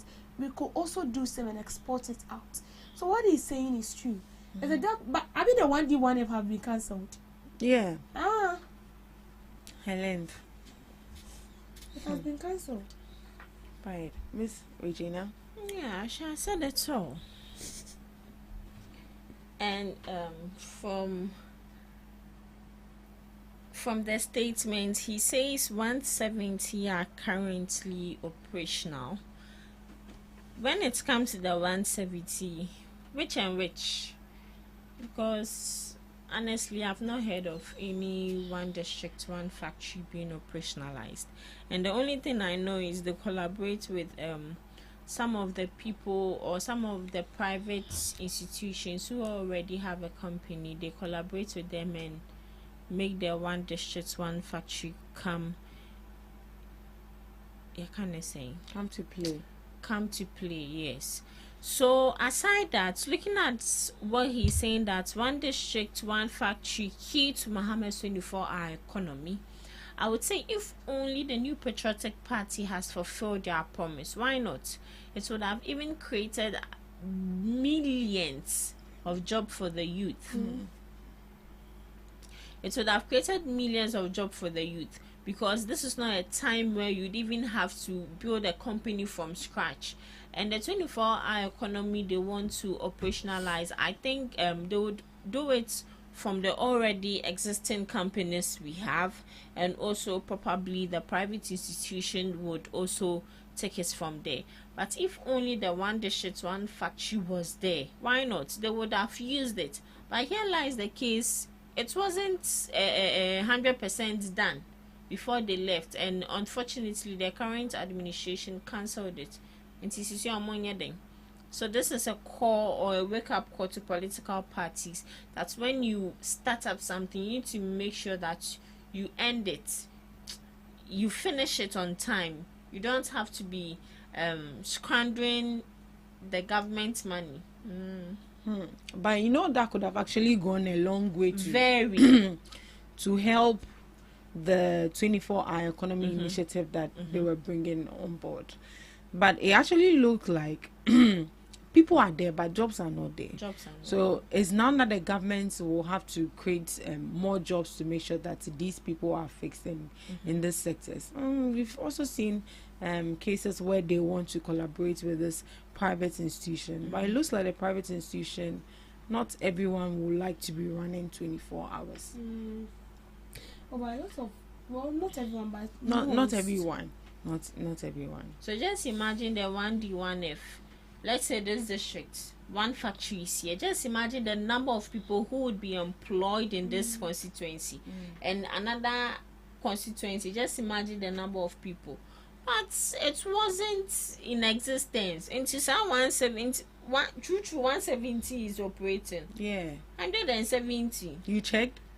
No, I'm asking. 170. I don't understand. He said 170. He said factories. That's what I'm asking. What I have here is 58. They've completed 58. So how can 170? He said, according to him, the 1D1F initiative under the NPP saw the start of 321 factories, of which 170 are currently operational. He added that the initiative directly employs 24,621 Ghanaians.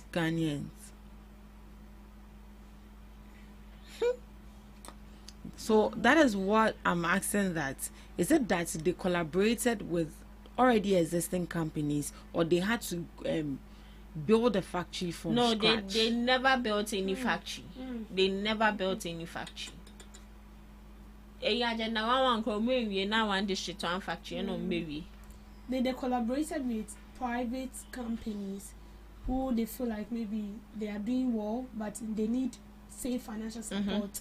So they collaborated with you. They will pump money into it, but then they will name it under the 1D1F. They did one at Dambai.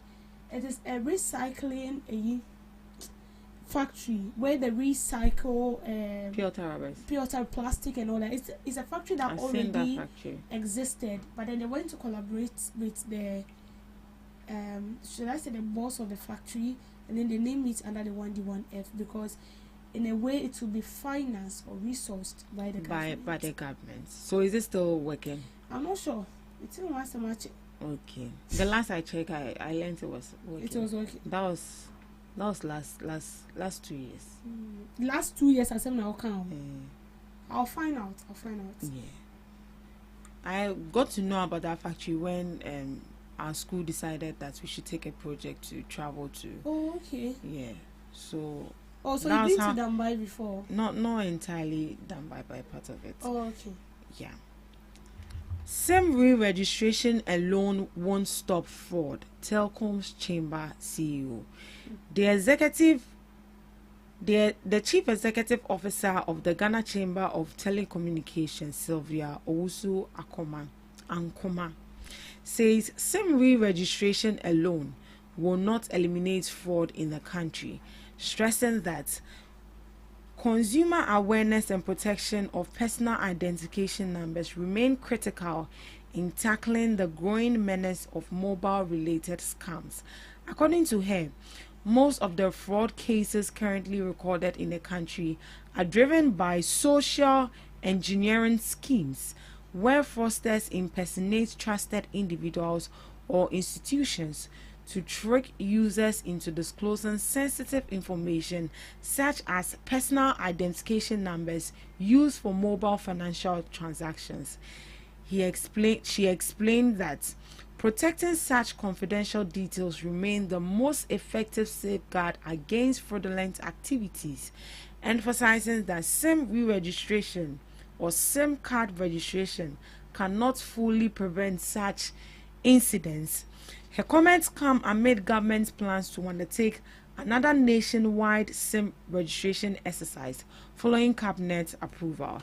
The exercise, which will be Ghana's third major subscriber registration effort, is expected to introduce revisions to the existing regulatory framework governing SIM card registration in the country.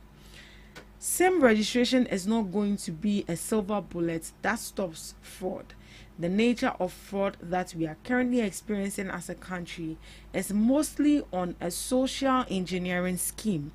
When I say social engineering, these are legitimate individuals who will call you and pretend to be somebody else and seek information from you fraudulently, lead you into releasing your personal identity, your personal identification number.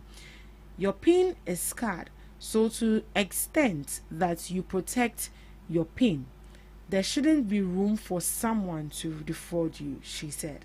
She also highlighted the importance of consumer education, urging subscribers to avoid purchasing pre-registered SIM cards and to ensure that any SIM card they use is properly registered in their name. According to her, linking SIM cards biometrically to the National Identification Database help ensure that individuals can be traced if a number is used for criminal activities, thereby strengthening accountability within the telecommunications ecosystem. Meanwhile, some mobile phone users are urging the government to ensure that the planned SIM card re-registration exercise helps address the persistent problem of mobile money fraud in Ghana. They say that although the previous nationwide SIM card registration drive was intended to curb fraudulent activities on telecom networks, cases of mobile money scams and related cybercrime are still being reported, leading to financial losses for many users. The advantage of re-registration is to tighten our security system. If only it will prevent this mobile money scamming and fraud we hear on social media. Why not? Dinah Opoku, a trader, remarked in an interview with City Business. So this is coming from the CEO, the Chief Executive Officer of the Ghana Chamber of Telecommunication, Miss Sylvia also, who says that SIM card re-registration or SIM card registration alone will not eliminate fraud. It's like these people, they know their way around the business they are doing, and these are people that know you. How can someone call you, mention your name, and tell you that I mistakenly sent money so send it back? Where? How did you get exact money in your account? How did you get my name in the first place? So she said that the re-registration that we are about to do now, it's not going to solve the problem, but rather there should be a different way out. I don't think I read that, Miss Debbie. SIM card re-registration. I saw that you were bashing. Yeah. I see no reason why we should re-register our SIM. My problem is, if you are re-registering our SIM, and then we are seeing the positive outcome of what we are doing, I don't have a problem with it. But in a case where we re-register the SIM and then we don't get to see a positive aspect, but these fraudsters, the scammers still have their way to accessing our personal data, then what is the use? Because the main reason why we are re-registering this SIM is to prevent these fraudsters from accessing our personal data. Sometimes I ask myself, how do they get this data? Because don't forget that our data needs to be confidential. It needs to be kept safe. When you go to register, you write, they ask of your detail, they ask of your name, where you come from, personal details that are supposed to be known to you. But because you need a card, and that card, I mean, you can't be a Ghanaian without having, say, the Ghana card, right? You can't be a Ghanaian, so you need to get it. And that same card will be used for the re-registration, don't forget that.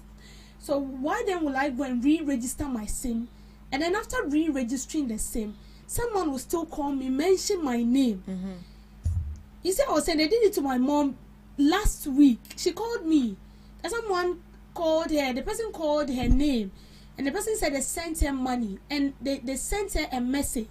And that she already has an amount of money in her account. And the money the person mentioned that they've sent was the exact money she has in her account. So she said what she did was that she went to withdraw the money, so that if truly you send me the money, if I withdraw what I have, then it should remain with what you sent me, right? So she went to withdraw the money, and then the remaining balance was 0.00. So imagine they asked her to pin her personal code. So imagine she pinned it or she keyed it. It could have been a disaster because the money she was having was so huge. And I was even scared for her because I was thinking she keyed it, but she said she didn't. So it should tell you that this SIM re-registration is to prevent all these things. So if we re-register the SIM and we still see this thing happening, then for me I feel like it's a waste of time, because don't forget we did this during the NPP government. We re-registered our SIM, and that was when we even did the Ghana card. We did 2 voters ID memoir. We used to have 1 voter ID be red, and then they made us they made us register a new voters ID that has to do a blue. I don't know whether you did it. I did a blue, and after the blue, and the Ghana card also count. Then after that, we re-registered our SIM again. And after going through all the stress and hell, you will still get people accessing your data. So what is the problem? So for me, we should find a different alternative. Right. Re-registering is not the solution. It's not the solution. So she said that what the SIM registration will do, however, is to ensure that for every subscriber, your number is biometrically linked to the national ID database, which means that if you are not the user, if I acquire a SIM card which was acquired by someone else, I will use it, I purchase that SIM, and I do not register it directly, any crime that is committed with that particular number will be linked back to me as a user. So this one is just more or less like, okay, if I register my ID card with this SIM card, it shows that the SIM is for me and my details are on that. So if I use that number to do any crime or anything, it will turn back to me as the user. You're not but the it one doesn't using protect. You're not the one using it to register a SIM. And this has been in existence for so long. I've worked with MTN before. So I know what I'm saying. When you come to register your SIM, the SIM can only register 5. Your Ghana card can register only 5 SIM. That is the maximum. So when you come to register the SIM, I'll register 2 and I'll tell you, say, I'm far, but I'm far. Then out of that 5 maximum that you have, I can register like 3 and give you 1. And the remaining 2, I'll use it to sell to people as a registered SIM. So with your data, I'll sell it to Regina as a registered SIM. So whatever Regina do with that SIM, automatically is in your name. So it's assumed I'm the one causing It's assumed you are the one, but it's Regina. So it is something that has been in existence for so long. So should it be something that we should be blaming the telecoms for? I think everybody needs to be blamed for this. Including the individual? No, everybody needs to be blamed for it. The telecoms needs to be blamed. Then I feel like the government also needs to be blamed in a way. Because so how would they wipe up the whole system and make sure that... that one, I can't tell. But they have to. Because I believe someone is using my name. I bet one someone is using your name and your card and you have no idea. I'm telling you. Because and I'm mechanical. I've worked there before. Yeah, my so I know what I'm saying. I've used people's detail to register SIMs, and we sell it to people as a registered SIM. For your own personal gain, money. Because not for my own personal gain. For who I'm working for. For the company I'm working for, not my personal gain. But sometimes people overdo it because there is a limit. But some of these employees who work with these offices overdo it. And so it becomes so well. So this thing needs a strategic measure. Re-registration is not going to solve anything. That's that. Miss Regina? SIM card re-registration is not going to sort out the problem. Then what else is going to sort out the problem? Because if she is saying that it's not going to sort out the problem, I thought she actually had a better alternative to solve it, but she just debunked it. Well, me? No. I mean the woman. Because if you say something is not going to work, tell us what you think is going to work, right? Okay. But first off, did some judge say the SIM re-registration is to solve cybercrime? Yeah. It's part.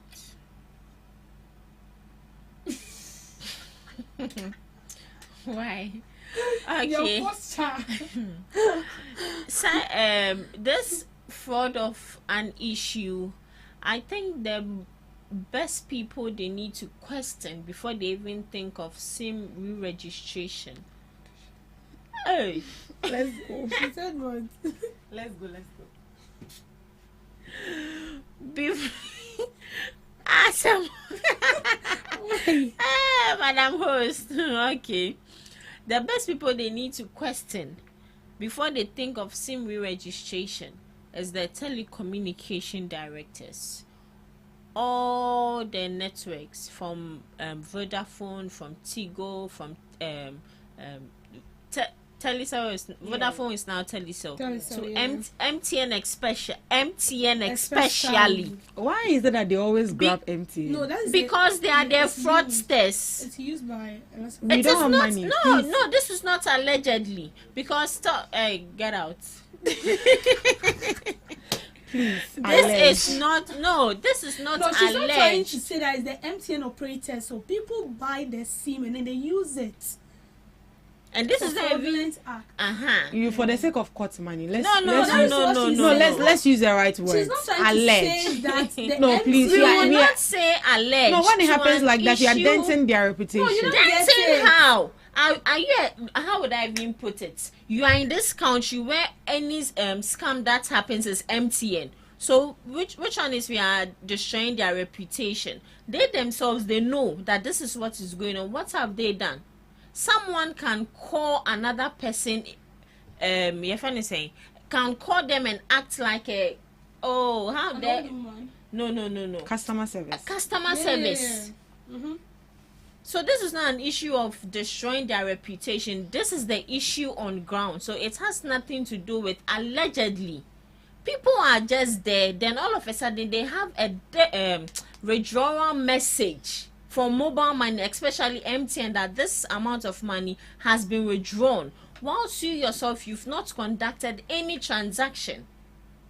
So this is the truth. It has nothing to do with allegedly. It has nothing to do with destroying the reputation of MTN. Have you heard of Vodafone or Telecel? Anyone scamming someone on Telecel before? It's hard. That's why I like my blue. Tigo. I like my blue. Yeah, it's not even Tigo. Very, very.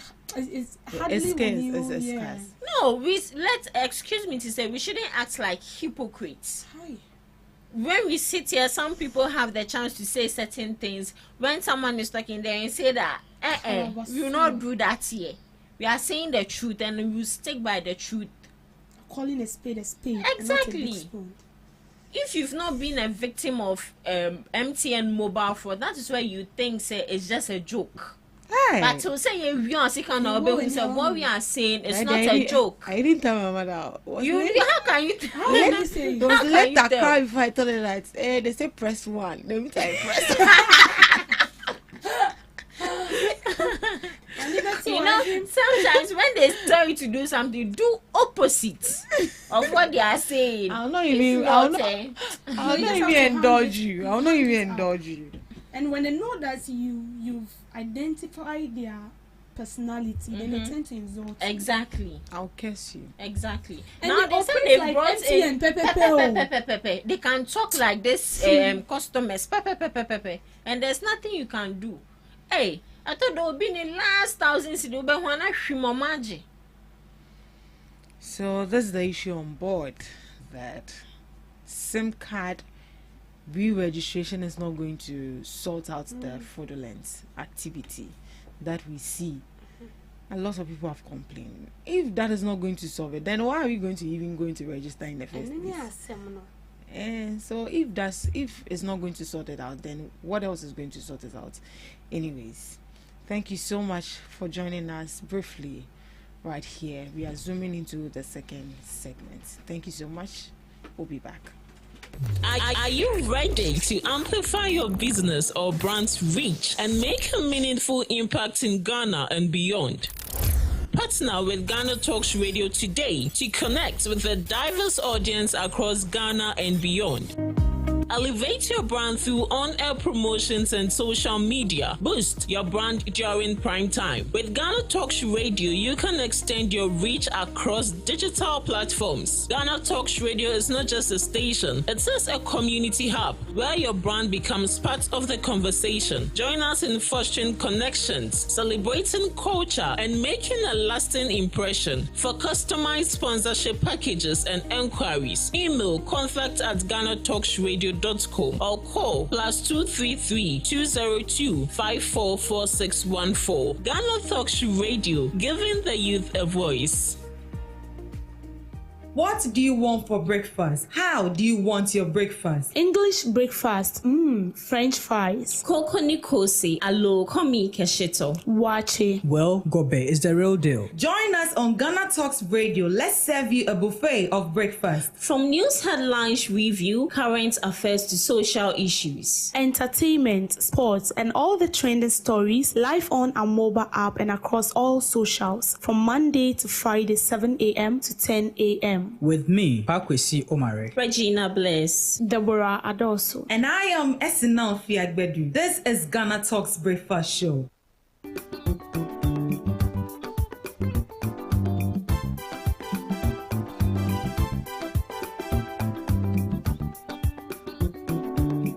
Ghana Talks Radio ɛwɔ UK abrɛkyimɛmu ɛna fɛɔman Ghana mu ha ɛde sound system mekyerɛ spinning machine papa ɛfiri amanane aba bɛgu ɔman Ghana mu ha enti sɛ woyɛ ayie woyɛ engagement woyɛ wedding woyɛ birthday party political parties a moyɛ rally sɛ moyɛ asɔre a moyɛ crusade sɛ wobɔ carnival or any kind of event na wopɛ spinning machine papa ɛboa sound no mu ɛdɛ deɛ a ɛnea mekamfo GTR sounds ɛde ɛma wo yɛwɔ live band nso a woto nsa ɛde frɛ yɛn a yɛbɛtumi aba bɛboa ama wo dwumadi a wodie no nso atumi ayɛ kama paa yɛwɔ Nkran Poponi Mantam Anya Apɔnkye Hotel ɛhɔ pɛpɛɛpɛ ɛna yɛbutuo wodi ane sɛ wobɛfrɛ mpanifoɔ ɛwɔ 0546 960510 GTR Sounds emu wɔdɛ angaza.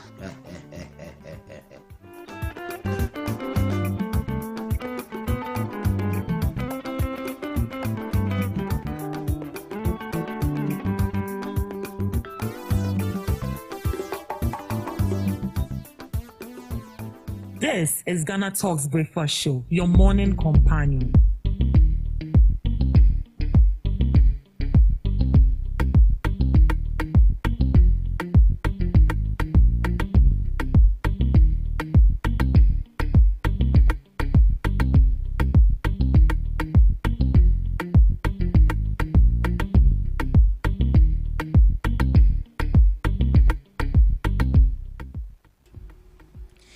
Good morning once again and welcome to the second segment of the Breakfast Show on Ghana Talks Radio, where we dive deep into matters ranging from politics, business, social and even international news.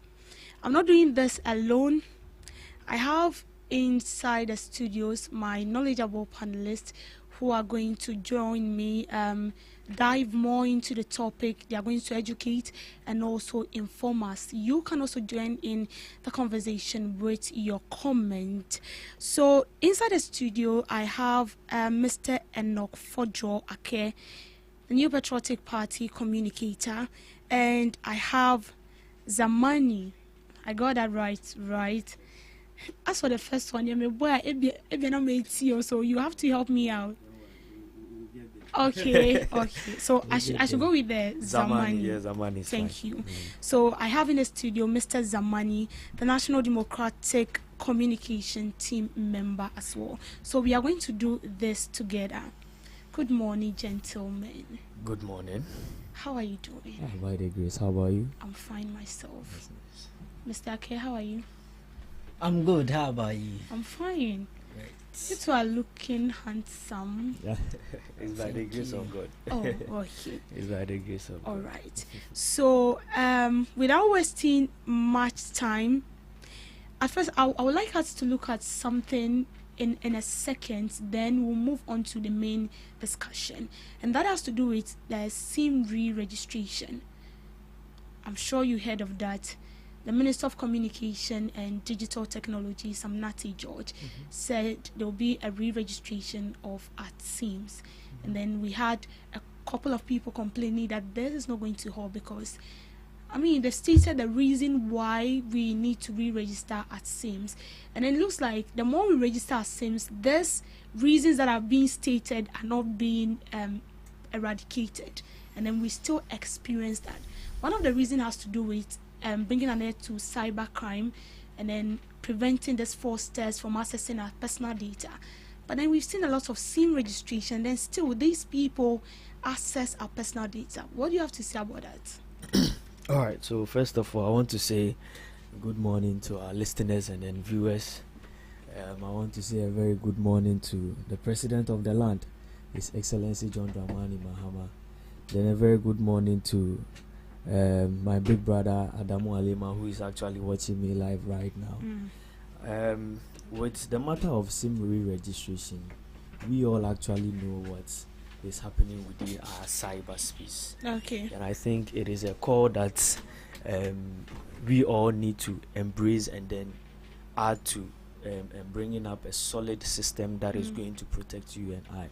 Regardless, this is not the first time this action is being taken place, but even the ones that has taken place already, is not making us safe enough or secured enough. Okay. And for that matter, if the call has come again for another SIM re-registration, I just hope that it is not going to take too much from the ordinary Ghanaian. It is not going to take too much time of the ordinary Ghanaian, where proper measures are going to be put in place in order to make the process seamless, to allow citizens to acquire or go through this process. And we only hope that it will bring an end to these cyber threats. Today, you can just be there and then you've not even issued a mobile money prompt, and then you have an SMS that you should approve transactions that have been made. And all these are problems that we are facing. And I think this re-registration is coming to look at some of these issues. Then again, we look at cyberbullying and then cyber crimes. Today on the internet, that is a major thing that is happening. Anybody else picks anybody's picture, anybody's video, anybody whatever, is just circulating it on the internet. And all these are crimes that are committed on the internet, of which the Cyber Crime Act frown fully against it. And for that matter, if a SIM re-registration is being done, I'm sure a comprehensive data is being packed in order to be able to trace some of these actions. So I think it's a call in the right direction. What we need to do is to contribute our quota in order to make sure that the process is solid. But so, would you say that the re-registration we did during the previous administration doesn't mean that it wasn't good enough, or the right things was not being put in place? Even we can see what is happening. We can actually see what is happening. You know, mobile money fraud here and there. You be there, anybody at all will call you. You get me? We were told that with the SIM registration, you can only use your Ghana card to register just one SIM or so. But people are using multiple SIMs. In what sense? How are they being, regulated? How are the telcos being regulated? You get me? Is it that you need to have access to only one SIM, or is it that you have multiple? You get me? So you can just be there and you receive a call. I don't know these days if you monitor. You can be there and then a foreign number will call you.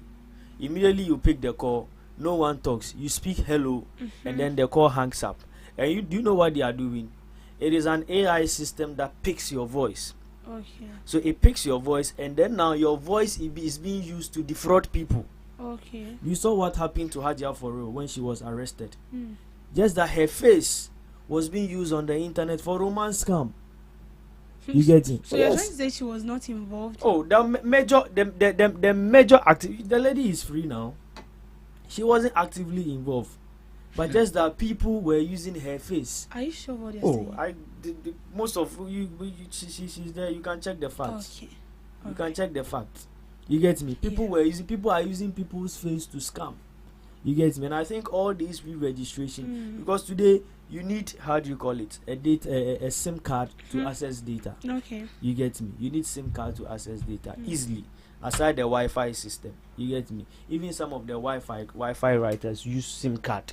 And for that matter, if we are going this standard, I think we need to contribute and then make sure that whatever is coming out, our safety is paramount. Okay. Today we spend more time on the internet than we do elsewhere. And for that matter, if we are on that space, we need to ensure that whatever we are doing there is safe and secure.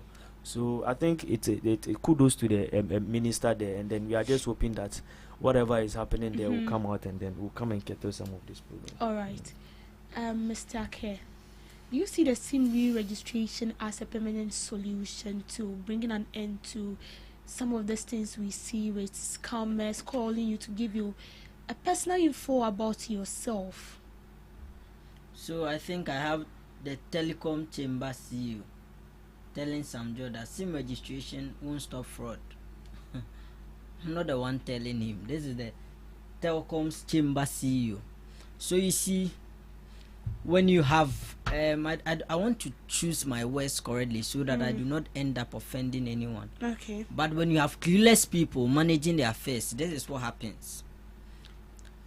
I wanted to pull some receipts of Sam George himself, his comment when the then Minister for Communication spoke about SIM re-registration exercise. Yeah, he was all over the place shouting, making all sort of noise because his government was not there and he thought he had all the better ideas for that ministry.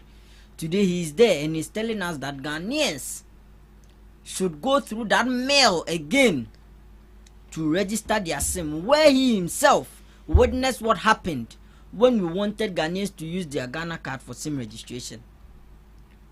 So this is what happened when you have clueless people managing their affairs. Currently, he doesn't know what to do.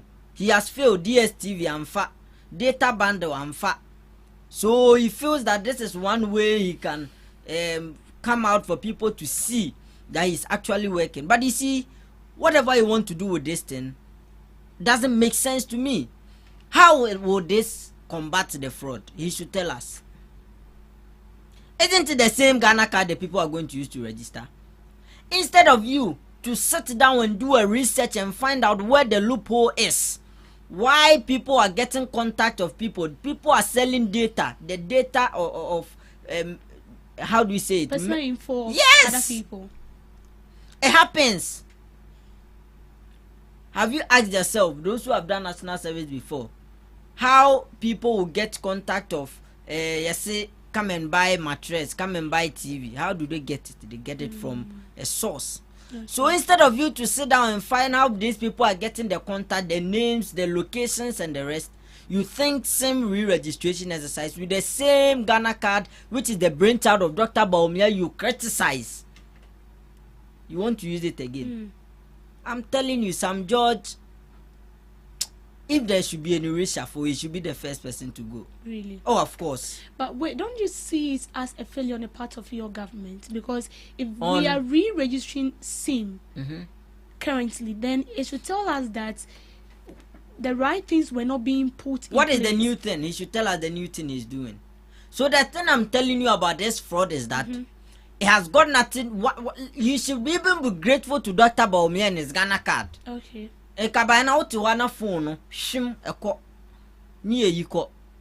Somebody has sat down, has thought about the future, and has brought a simple card with a SIM on it, chip embedded card that you can use to do everything, mobile money, bank, and everything.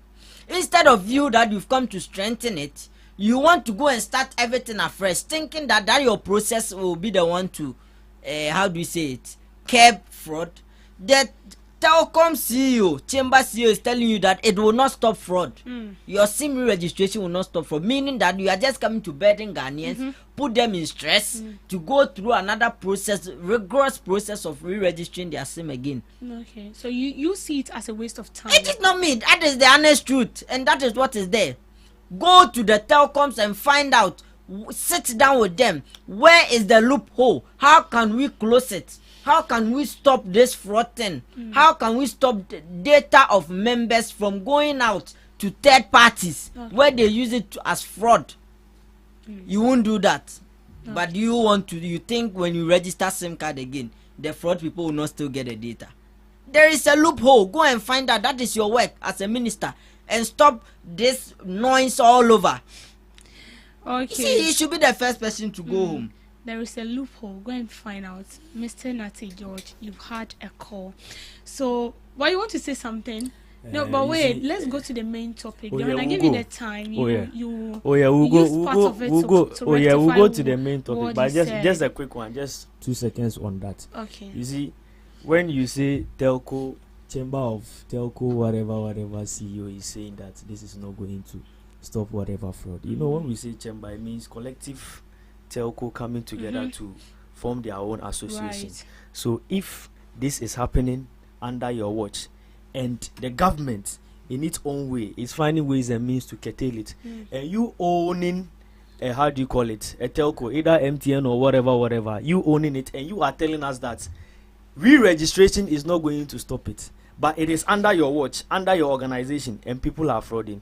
Just be there. But this government have Ghanaians at heart, and that is why we are going to do this exercise. Right. You have not wanted the good of Ghana, And for that matter, I'm not surprised at this comment. They can do more than this. Hello, they my can sister. say more than this. Tell me the honest truth. They can say Will you more be than happy this. to go and queue again They can to say more register than a SIM this. card? Today you are here You complaining see, about sometimes data. let's not be too biased. You are here complaining let about please data. let him land. You are He here didn't complaining about interject. DSTV. Meanwhile, you are here enjoying a very, how do you call it, low DSTV rate. Today you are buying data.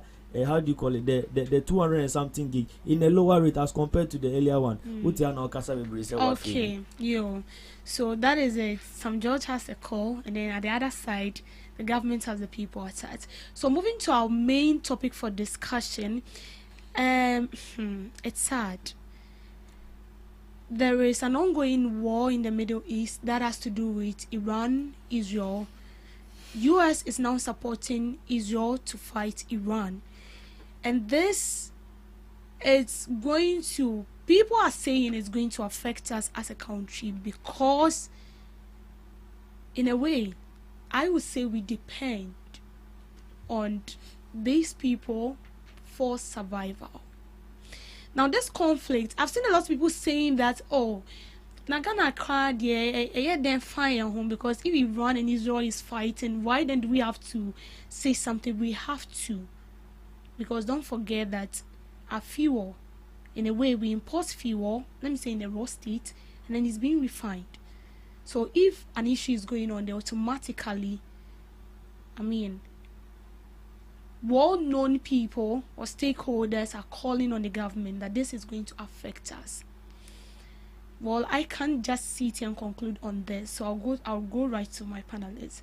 How do you see this affecting our petroleum industry or fuel prices? Do you see it in a way that is going to help, is going to push the surge in prices of fuel? I think I'll still stand by my point, and that is what I always do.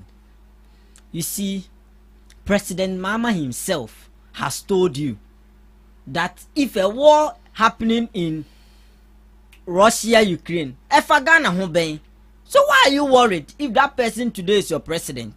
What is your worry? He has told you in opposition that a war happening in Ukraine and Russia, and that person today is your president. Should you be worried? No, let's be real. Should you be worried? The person in opposition, when there was a war in Russia, Ukraine, and the then government was telling Ghanaian people that calm down, whatever that is happening, and there is a war going on, and it is having an impact on our economy.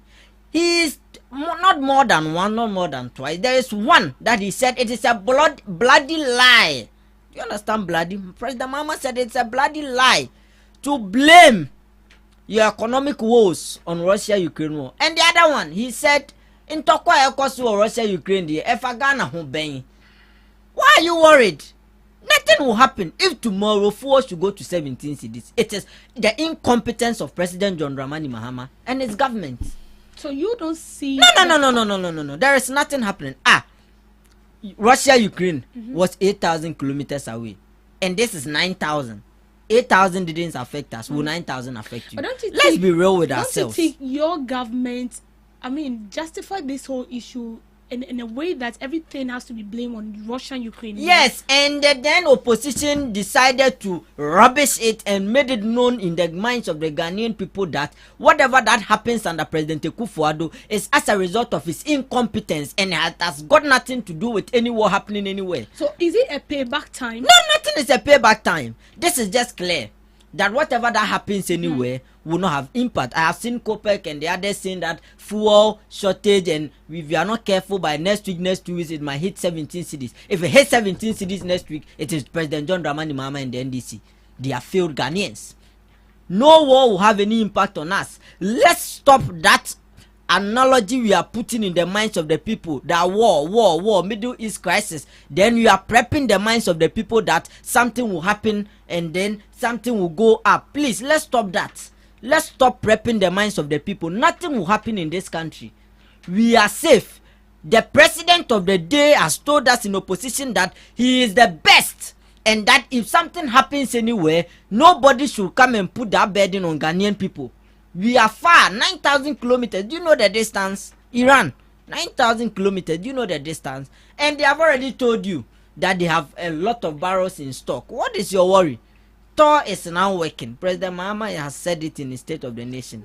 So everything shows clearly that you and I should not be worried about any war going on anywhere. What you and I should be worried about is electricity tariffs that is going high every day. That should be our concern. Are you not feeling the impact? No, let's be honest. Are you not feeling the impact of the electricity tariffs? In 1 year, a government has been able to increase electricity to over 28%. You are not concerned about that. But you see, with the electricity issue, they said a debt was being inherited from your government. Should we also go back to 2016 and then tell them the debt they left us before going? So then it means, in a way, it looks as if this whole issue is being politicized. No, but someone left a debt and someone was able to manage the electricity crisis for about 8 years. So your government managed electricity. Let's be honest with ourselves. In 8 years, do you know how many times you increase electricity? 4 out of the 8 years. 4. They in 1 year have increased over 28%. And we are not concerned as citizens. We should come together and tell the NDC that, hey, what is happening with our electricity? Auto light, 100 cedis, won't mean using it 2 days. Somebody has only fridge and light in his room. He is paying over 1,000 cedis a month. And we are not concerned as citizens that what is happening with our electricity issues. And on top of this burden, they will give you light out again. 12 hours, no be da doom somu. Then in the month, the person is supposed to pay close to 4,000 Ghana cedis as electricity tariffs. That should be our concern. And then you see them hiding under the guise of, you've heard that in IMF conditionality. Have you heard that thing? That is why they are increasing it. Quarterly beer, we have to increase it. But when you go to the IMF document, it is clearly written there that adjustment, please tell me, does adjustment means increment? Adjustment could be increment, or it could be that you decrease it. And there are prevailing factors. There are prevailing factors when it comes to the adjustment. IMF is telling you that one, inflation is a factor. Now, why is your inflation today? 3.11308. And you are telling us that on top of everything, we are going to sign a document. That is why quarterly you are increasing electricity tariffs. But there is no truth in that. Okay. So you don't see President Mahama in his administration solving this whole issue of this, what's the name, the war that is going on. What I am telling you is that President Mahama and his government in opposition have told you that there is no way a war happening somewhere will have impact on your life. So what you and I should be discussing is what is happening currently, which is electricity tariffs, that it is on the neck of the Ghanaian people. There is no way. If tomorrow they increase fuel, blame President John Dramani Mahama and his incompetent government. And it's as simple as that. They should stop prepping the minds of the people. Nobody will agree. President Akufo-Addo there, no, nipa.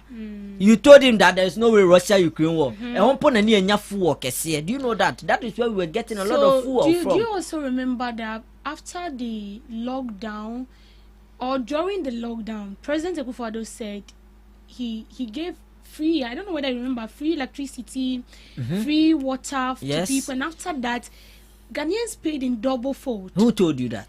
No, Ghanaians paid. You see, those are some of them. Listen, we interview people, we go out, we speak to people. Yes. So this is not my assumption. These are some of the things these people, the Jandam, they decided to pick and then send it out. And you see, I always tell you that one thing NDC is good at is these things.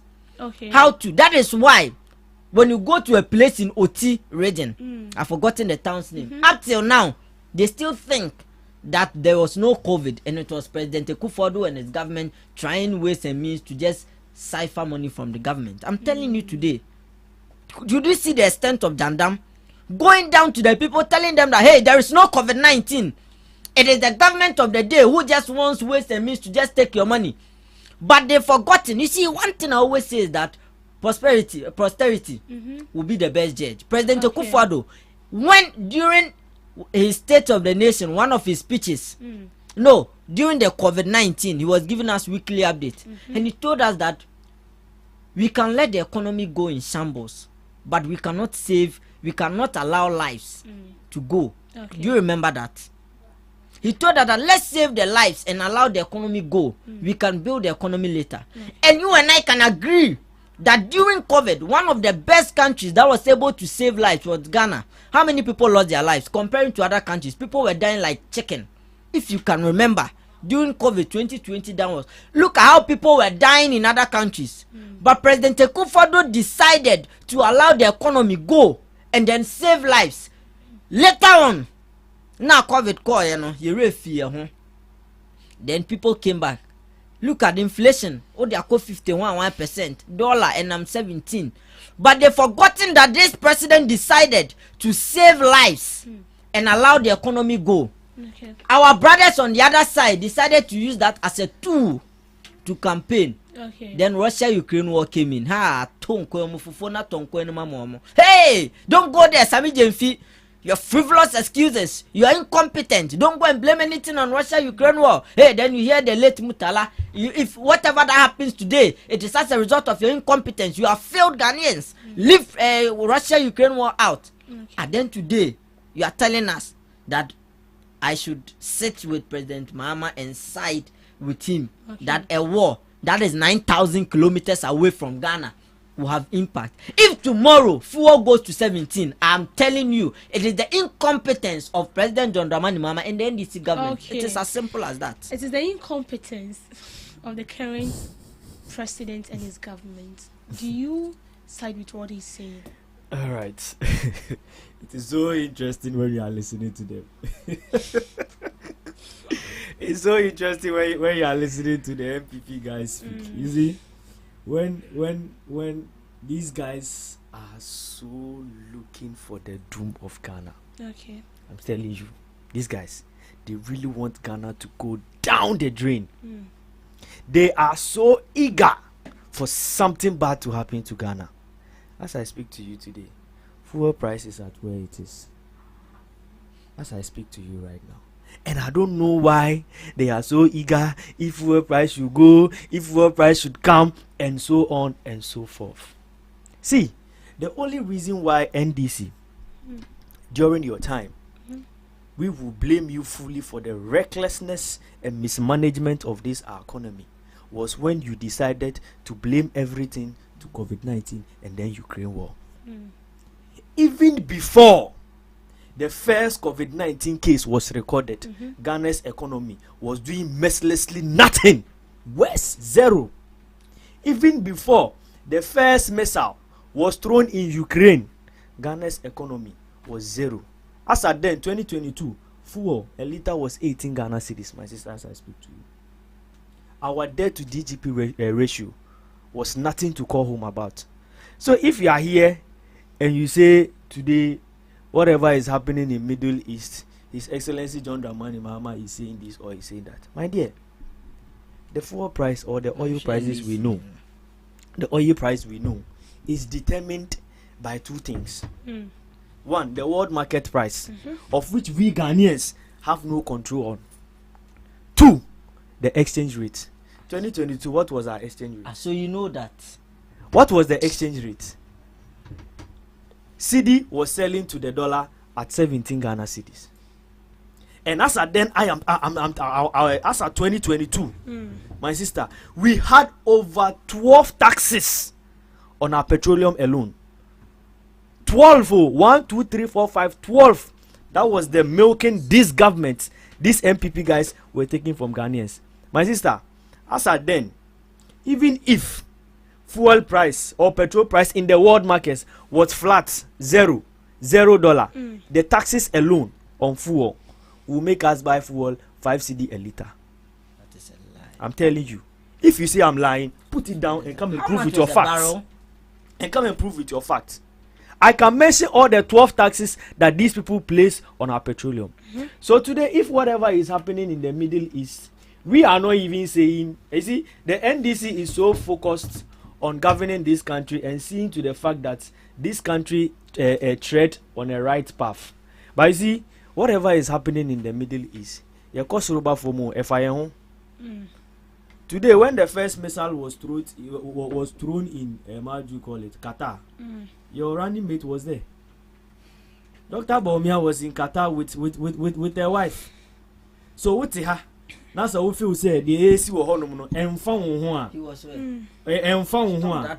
Where was he? He was there. The president has to send people to Which president? To evacuate. Which president? He has to send people to evacuate. Should I tell you what happened? Should I tell you what happened? Don't allow any gender man. Once you talk about Dr. Bawumia, I will not allow. I'll come to you. Once you talk about Dr. Bawumia, you have that information. Both of you are giving wrong I've off your mic. I've off your mic. I'll come back to you, please. But I don't want to. With all due respect, I'll come back to you. Dr. Bawumia. I'll come back to you. When I come back to you. Dr. Bawumia was in the Middle East. No, I don't want that. Listen. We are not saying that Dr. Bawumia was trapped in a conflict. What we are saying is that the government has to evacuate. No, it is a lie. So okay, I'm telling you, it's a lie. Listen, I'll come back to you. Then you have to rectify that. Thank you. So let him land first. Let him land first. Let him land first. Then I'll come to you. When I come to you, rectify that for me. Thank you very much. Thank you very much. I'll come to you. When I come to you, rectify that. Thank you. When the first missile were thrown in the Middle East, Dr. Bawumia was caught in the mist. On the dofopa. And this what ha. Nasa what ha. Nasa wo prese. Esum edum embeto Ghana so a. Bra penyi. We are there, then I said, you be count. Yes, or Confuboni or see Krube body. Or no, so head or Timubi. So, whatever is happening in the Middle East, believe you me, it will have one way or the other effect on Ghana. But what are the measures that Ghana is taking in order not to feel these effects? And you see, the Middle East alone provide more than 60% of the world oil. As I speak to you now. Let's look at some of the issues that may lead to the high price in this fuel in the world market. One, we talk about the Strait of Hamas, where over 20% of the world oil passes through. And as I speak to you today, it is blocked. Okay. You get me? These are reasons we can speak to. Not when you tax the people, not when the people were feeling the hardship, you introduce e-levy. Not when the people were feeling the hardship, you introduce sanitation levy. And then we are looking at the real causes that this is going to have on the world at large. Okay. You get me? Now we are looking at production being cut. Today, when you go to the Middle East, the centers for production is now being used as reservoirs where they save oil because they are not being able to export. Okay. You get me? They are not even able to export. Now we look at the infrastructure attack. You get me? Their infrastructure is being attacked. Places are being bombed. Missiles are thrown in there. And for that matter, this is going to cause a long-term damage to their product. You get me? Yeah. So all these are effects that the war that is happening in the Middle East is going to have on our oil prices. Okay. But today, as I speak to you, the NPA has assured us that Ghana has over 6-week reserve of fuel in stock. Is that enough? Because 6 weeks has to do it. Is it 5 or 6? So we have petrol for 6 weeks, and we have fuel for 5 weeks. So the 6 weeks has to do with 1 month, 2 weeks. Good. So 1 month, 2 weeks, is it enough? Can it sustain us? Because as it stands now, we don't even know whether this war is coming to an end anytime soon. So you see, whatever is happening now, our hope and prayer is that it doesn't last long. Oh, okay. Yes, our hope and prayer is that it doesn't last long. What if it lasts long? No. So right now, before coming here, I was just reading through what is happening around the world. Okay. So I noticed that yesterday, the G7 countries, with in collaboration with some IEA, the international something with regards to oil, had a meeting, and they've been able to release enough oil to cater the prices at the world market. This, I think, is a super fabulous intervention that is going to hold the prices of the oil at the world market. And Trump has actually announced that this war is actually going to end soon. You get me? And that is, I think, is a good news for the oil market. But you see, I will always sympathize with the people of Iran. Whatever is happening there, a sovereign country like Iran shouldn't be going through this suffering. As a social democrat that I am, as a person that believes in democracy, I don't think another country on this day and this world in this time of technology need to come and then like start bombing a country, throwing missiles to them for what reason? What at all is the reason that cannot be seated and talked about? And you see, whatever happens, effect where so today when you go to the US, the prices of gas has increased by how do you call it, 24 cents. This is a direct impact, how do you call it, negative impact that is having on them. You get me? And you know, the air cost no MPP for one day, the AD na show. And now I mean, Ghana has not been affected too much with this fight that is happening there. We have good amount of oil in our reserve, providing this war does not exceed or keep long. Trust me, we will all be back on track. Okay. And you see, aside everything, there are ways and means that this can be curtailed. Okay. Today they sit here and then they omo ye say ade na ye de 1% tax ato air fuel prices are yatoso.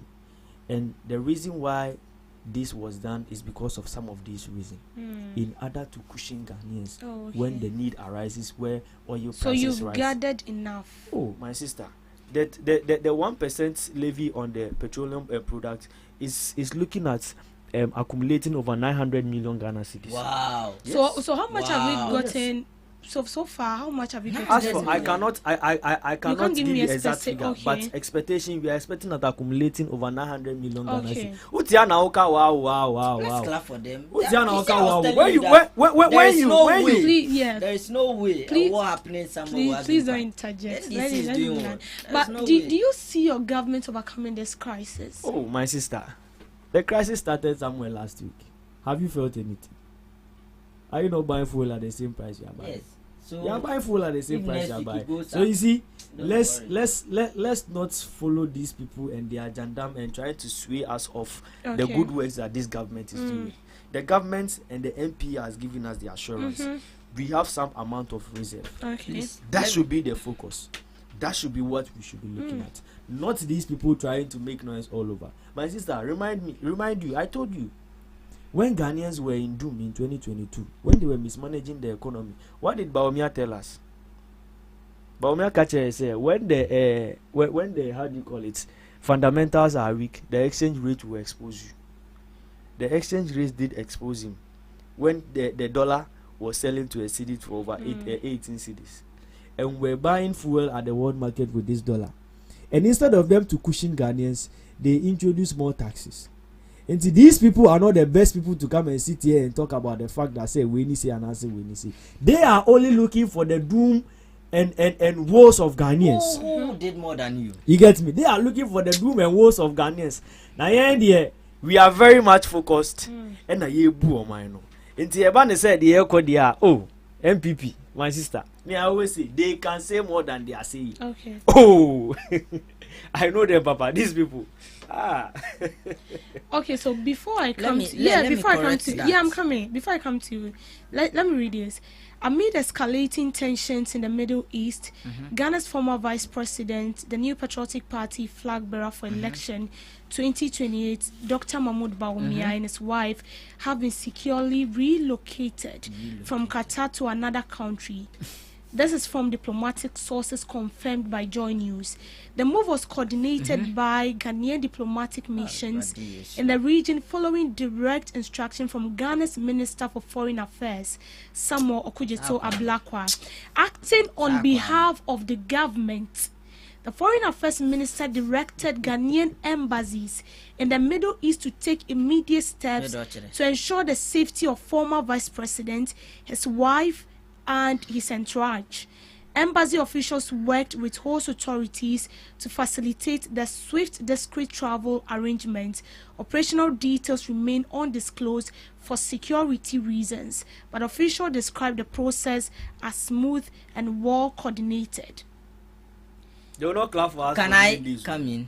Yes. So you see, we have gone past this age where people want to use this cheap politicking to score political points.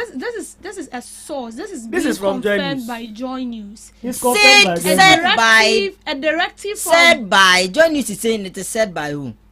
Okujeto Abalakwa. It's and Okujeto. So can I speak now? Before you come here, I just want to rectify something. The Ministry of Foreign Affairs was being given a directive. So can I come by the government? I mean, I am a flag bearer. So come in now. Now you're flag bearer. Dr. Baumia, that is a big lie. It's a big lie. That Dr. Baumia was evacuated. Whatever he's coming to say, he should give us a source. Dr. Baumia was going to Mecca to perform Umrah. He should give us a source. As a result of the crisis happening, which is the war, there is no way he could go straight to Saudi because their ports were closed. He passed through Qatar, Doha, to be able to go by road to Mecca. Right. No akwako performing in Paibo. If through Doha, your embassy assist him as a senior official, as part of diplomatic ways, you assist him through his routes by road to Mecca, have you evacuated him? A directive was given. What do you this is the former vice president. What I am saying is that he was going for his prayers. Saudi airport, Yatum, and he came by to use Qatar by road to be able to get to Mecca and go and pray. Which one is danger? Was given which directive? Safety. A directive from the government to the foreign affairs. Let me tell you something. When you go by the standard diplomatic ethics for senior officials, once a senior official moves from a country to another country, it is the onus lies on that embassy there. He's a senior official. Whether crisis or not, he's a senior official. Once he gets to that country, that is your duty. But you did not evacuate him from danger. Please keep quiet. Let me make my point. Let him land. No, you are saying he was assisted. What I am saying it is the duty of the diplomatic corps. It is the duty of the diplomatic corps to ensure his safety. It's NDC for your TV and I say let him land first. Let him land. I can Google assist. Then you come in. Okay, please let's go. Is he not getting what I'm saying? Let's go. What I'm saying is that the man was not evacuated as a result of any danger. So what happened? He was going to Saudi Arabia to go and pray at Mecca to perform Umrah. He left and he decided to use Qatar so that he will go to Mecca by road. And he's a senior official and it's the duty of the embassy by any day, any moment, any chance to assist him to get to where he's going to. Nobody has gone to evacuate him. Say danger, please. His spokesperson, Director Miracles Abuaji, has confirmed. A senior former minister, the Honorable Opon Kroma, has confirmed. What kind of cheap politicking is this? And making it come out as if he was in danger and you've gone to take him out. Are you trying to say that the directive from forget Okujeto Ablakwa? That is one of his cheap politics. If you know Okujeto, you know that he always wants to score political points. So you are announcing it's a fabricated something. Yes, that nobody. So then why is it being pinned down by Joy News? What is Joy News' duty? To convey information they get. So and I'm not very worried that they are not going to convey just any information. Google and type what the spokesperson of Dr. Baumia had to say about this issue, and you get it clear. The fact. So right now you are saying that this whole issue is being fabricated because trust me, even if as a government official you get to a particular country and then there is a chaos. Whether chaos or not, no one he's a senior official. I know you're a senior official, but someone will not just wake up and then feel like I'm working. You're a senior official, so we are going to evacuate without a directive. Directive, Ben. If, how do we say it, President Akufo-Addo leaves Ghana now to another country, it is the duty of the embassy there to ensure that that man is assisted with his President Akufo-Addo in everything until he leaves that country back to his home country, because that is not his home country. That is the duty of the embassy. He's a senior official. So what I'm saying is that the man was going to Mecca decided to use Qatar, got to Qatar, and decided to go to Mecca by road. Okay. By road. He was not in danger. Nobody evacuated him. Bomb baby and koto baby are not. He went for his prayers in this Ramadan festive season. You see, if you are not careful with NDC, you end up taking things that they are saying as true. You see how he's happy, and you see, and it's not only him. Most of his people, when the news came out, hey, Dr. Bomb koto baby or that okujeto na ko fan free honum. That kind of cheap politics in the 21st century. And that is what is hunting them today. Okay. That is what is hunting them today. And now they are finding it difficult to let Ghanaians understand that a war happening in about 9,000 kilometers will have an impact on us. And that is what today it is having difficulties for them to tell us that 2,500 for cocoa is better than 3,600. And when I heard say, and today, I don't know if you saw what happened over the weekend. Yes. Have you seen that Women of Valor? They were in London. In fact, International Women's Day. It was a nice event. Did you see the videos? It came out. It was nice. And we saw that Gold Ball Jewelry sponsored the program. In fact, shouldn't you be happy that Ghanaian ladies are outside there projecting our country, ensuring that they are raising the flag of Ghana higher? And we saw some big time NDC appointees. Madame Obia, Mama Kes was there. We saw the Zita was there. In fact, it was a nice program. So I am worried why my brothers, grassroots, are not happy with the decision of the government to sponsor such a beautiful event. Our ladies are projecting us outside. And from Sunday to today, the grassroots have been very angry. Grassroots. My sister. Grassroots. Don't my mind. brother here is not happy at all. Don't It is my one. duty as I'm sitting here to speak for my brother.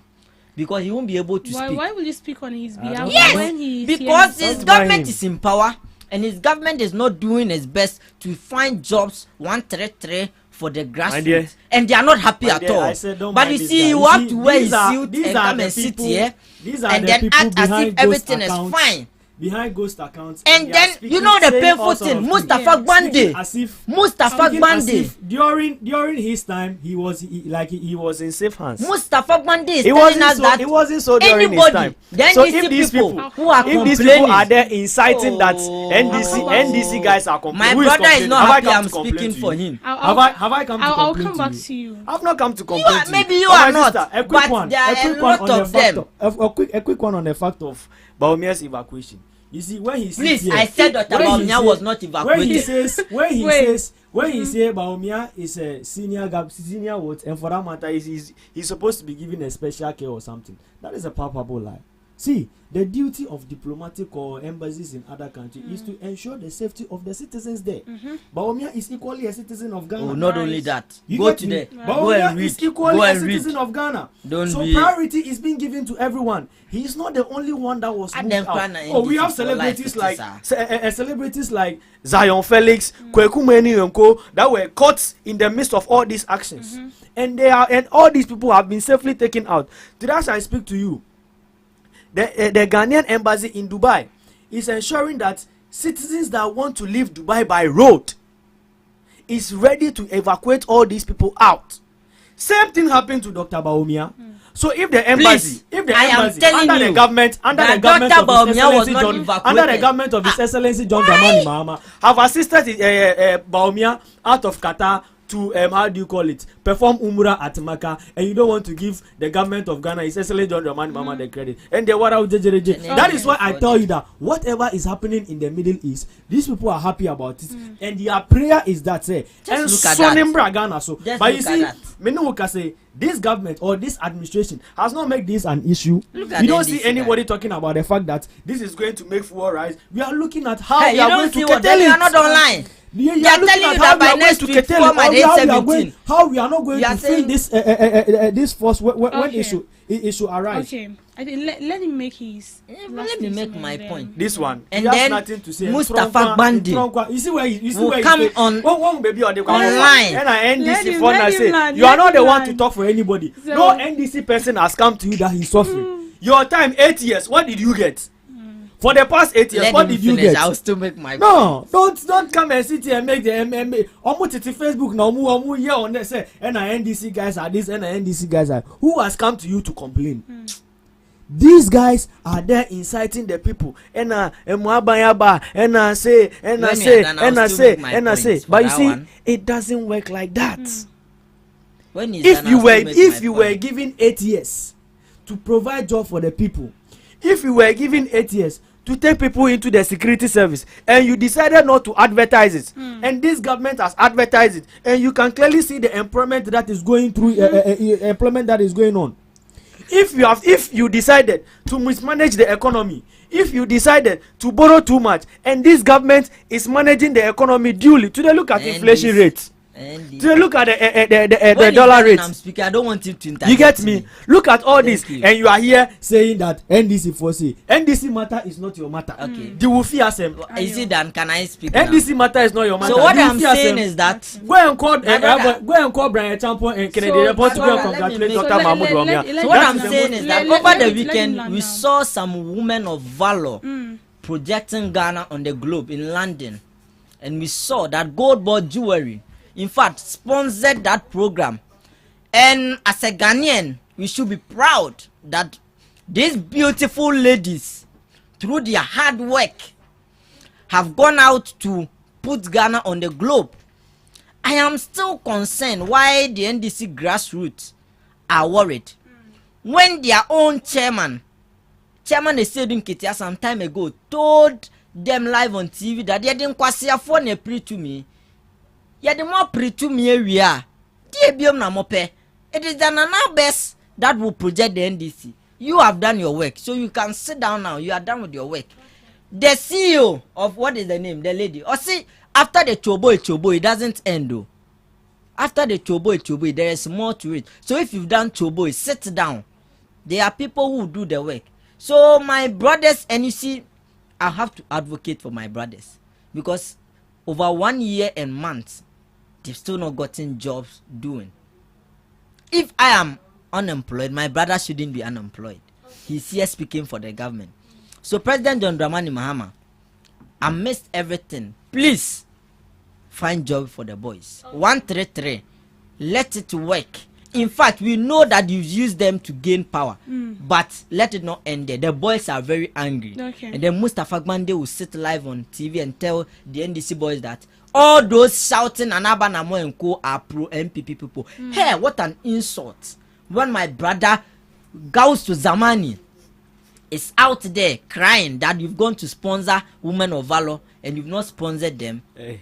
And okay, so think he shouldn't cry? So let me rectify this. Let me rectify the Gold Board Jewelry Limited listed as one of the partners of this year's Women of Valor event. Let's put it on because the company they didn't sponsor. That is why I'm reading this for you. Whatever happens there is sponsorship. So I know what you're coming to. So let me read it first.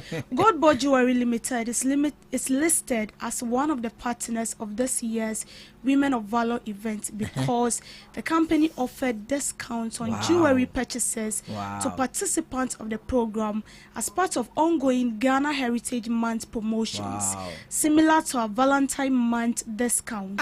The company did not contribute funds towards the organization.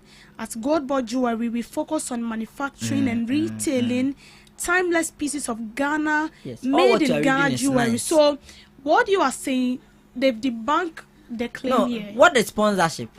If I bring this microphone and I reduce it at the program, they didn't sponsor them with fund. It's just a my discount. Sister, but it is sponsorship.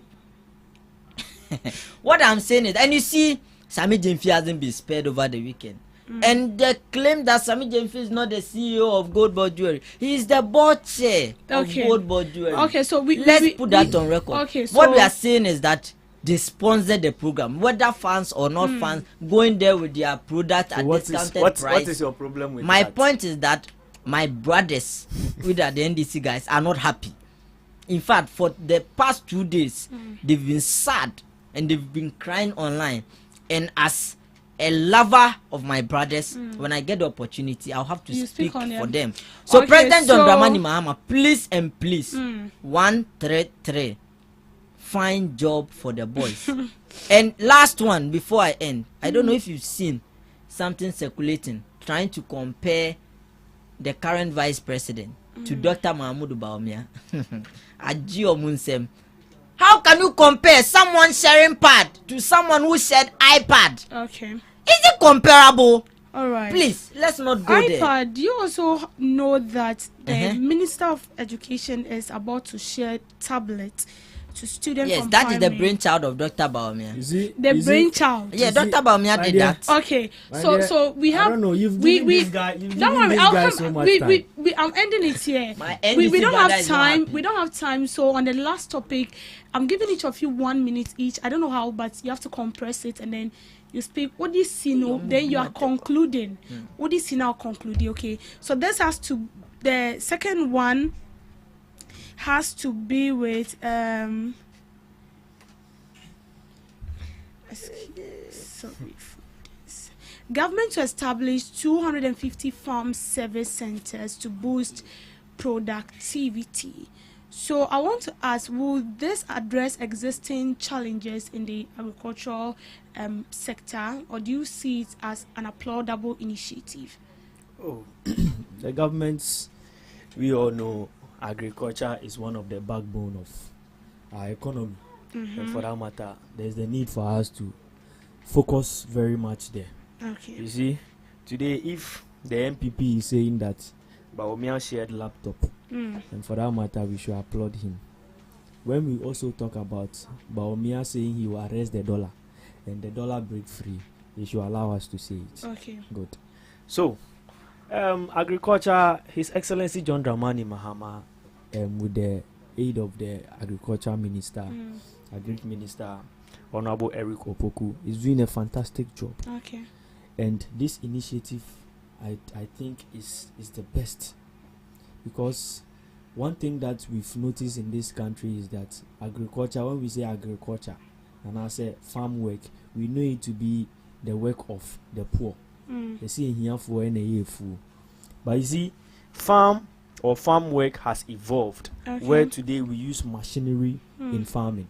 And for that matter, if the government is going to provide services to, how do you call it, farmers in this nature, I think it's a call in the right direction. Okay. And we need to applaud the how do you call it, His Excellency John Dramani Mahama. The Deputy Agric Minister, Honorable John Dumelo, on the floor of the House, made it known that some of the how do you call it, these machines that have been saved, that has been seized from the Galamsey site will now be given to farmers for irrigation. You get me? So all these, I think, is coming to help. And I know he actually made a point that some excavators and then some tractors that are going to aid farmers are being imported, and these are going to be rented out to farmers to use, and I know it's going to come out in a subsidized price. Okay. So I think this is something that we need to applaud the government on. Then aside that, I also want to touch on this quickly. I want to touch on it quickly. Just indulge me. You see, the CEO of NEIP, Honorable Eric Ejay, is doing a fantastic job. Today, when you go down to the grassroots, he is one of the few people that anytime when you call upon, believe you me, no matter your stature in the society or no matter who you are in the society, this man listens to you. And this man is doing fantastically well as the CEO of NEIP. Today, as I speak to you, over 100,000 Ghanaians applied for the NEIP the Ejumara program. Okay. And out of the 100,000 that applied, we had 10,000 qualified applicants. And out of these 10,000 qualified applicants, the CEO has ensured that the top 2,000 that did qualify are now awaiting disbursements. Okay. They are going to give these 2,000 people startup capital. These people came with a very good proposal, and this is the solid work that the CEO of NEIP is doing. And you see, this man, anytime I mention his name, I say, you see, he is one of the few ones that is still in the active communication of the NDC. Yesterday, he was at Ekosi saying on Asempa FM. Today, you barely see most of our CEOs speaking. Okay. And this person is down to the people. I learned every weekend he's in his constituency, which is the German North constituency, right. of which he visits the people there. And I can see the people have started mentioning his name. I've seen a couple of people posting his face, his pictures on Facebook, trying to push some agenda, and we've sensed it. We've sensed that agenda on Facebook. But you see, right now we want him to focus on the work at the NEIP. Now, Ebano, whatever is happening in the Middle East there, we will leave it for the MPP to jubilate, whilst we are focused on delivering the mandate that Ghanaians has given to us. Thank you so much. Okay, please, just in 1 minute, do you see this as a step in the right direction? 1 minute, time him. One Good luck to them. Okay. All right. He has nothing to say. I think you want to dash me the 1 minute. Let me fire. Let me fire with the 1 minute. Let me fire with the 1 minute. You see, my brother, Adamu Alima, will be contesting for the Kole Klote Deputy Youth Organizer. Okay. And yesterday, on behalf of the Assembly member of Tudu North, Honorable Abdullahi Kuka, made some sumptuous donation to some of the Muslim community to aid them in the Ramadan. And this, I think, is a very good gesture from the assemblyman, and then my brother leading it through all. Okay. And I know the good people of Kole Klote is going to do justice and make him the next deputy youth organizer. And you see, one of these days I have to bring him here. One of the he likes to do show, so I have to bring him around. Okay. So before we leave, I would like to read some comments. This is from Elom. Enoch Ake speaks is very shameless, talking about a clueless government as if he never experienced Ghana and Akufo-Addo. Let's be serious. Then this is from Kojo. He said we need to be careful in Ghana.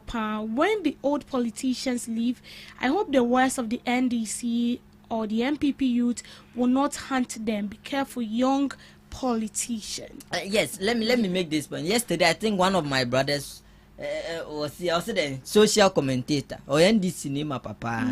But now the social I know MPP back and I'm man NDC for me, you know. So a social commentator. I don't know him social commentator. Or NDC name won't throw on a flyer, say mammy. Ekpo what was the name? Nelson.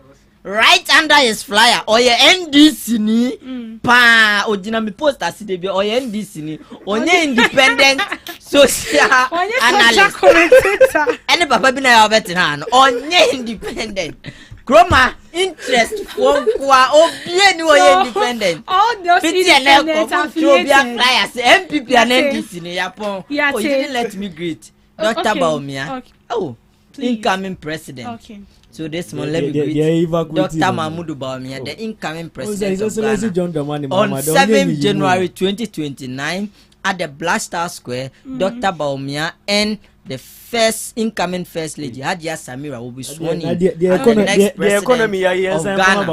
Okay. Let me greet the general secretary of our party, You've arrested General Lawyer Justin Frimpong Kodria. Right. Still maintain consistency. He will continue, and I believe that he will continue to lead our party to victory. Let me greet my last person, my boss. Yes, the deputy organizer of the New Patriotic Party, Chris Nanaloy, aspiring to be the national youth organizer of our party. Yes, at this point we need somebody who can bring the youth on board so that we can go and capture power. Right. Then Greater Accra Mandela, Obia Mandela, Greater Accra Hanum, also called youth organizer. Mama Menchi and my boss back.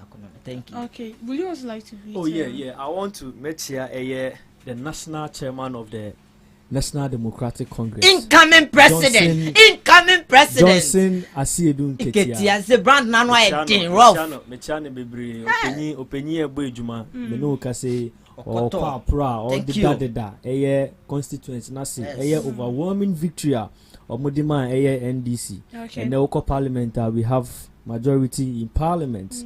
We are and it means say ejuma no from ABI okay ni nyina was as a result of ejuma din awoye. Then I think say yes. That would be it for today. Okay, so to Facebook, someone said from Moses, I love this match between the MPP communicator and the NDC communicator. He loved the combo. So Moses, again, my boy is a money. I'm proud of you. Yes. So this is all. You know, when we come like this, we speak on facts. We kill the jandam.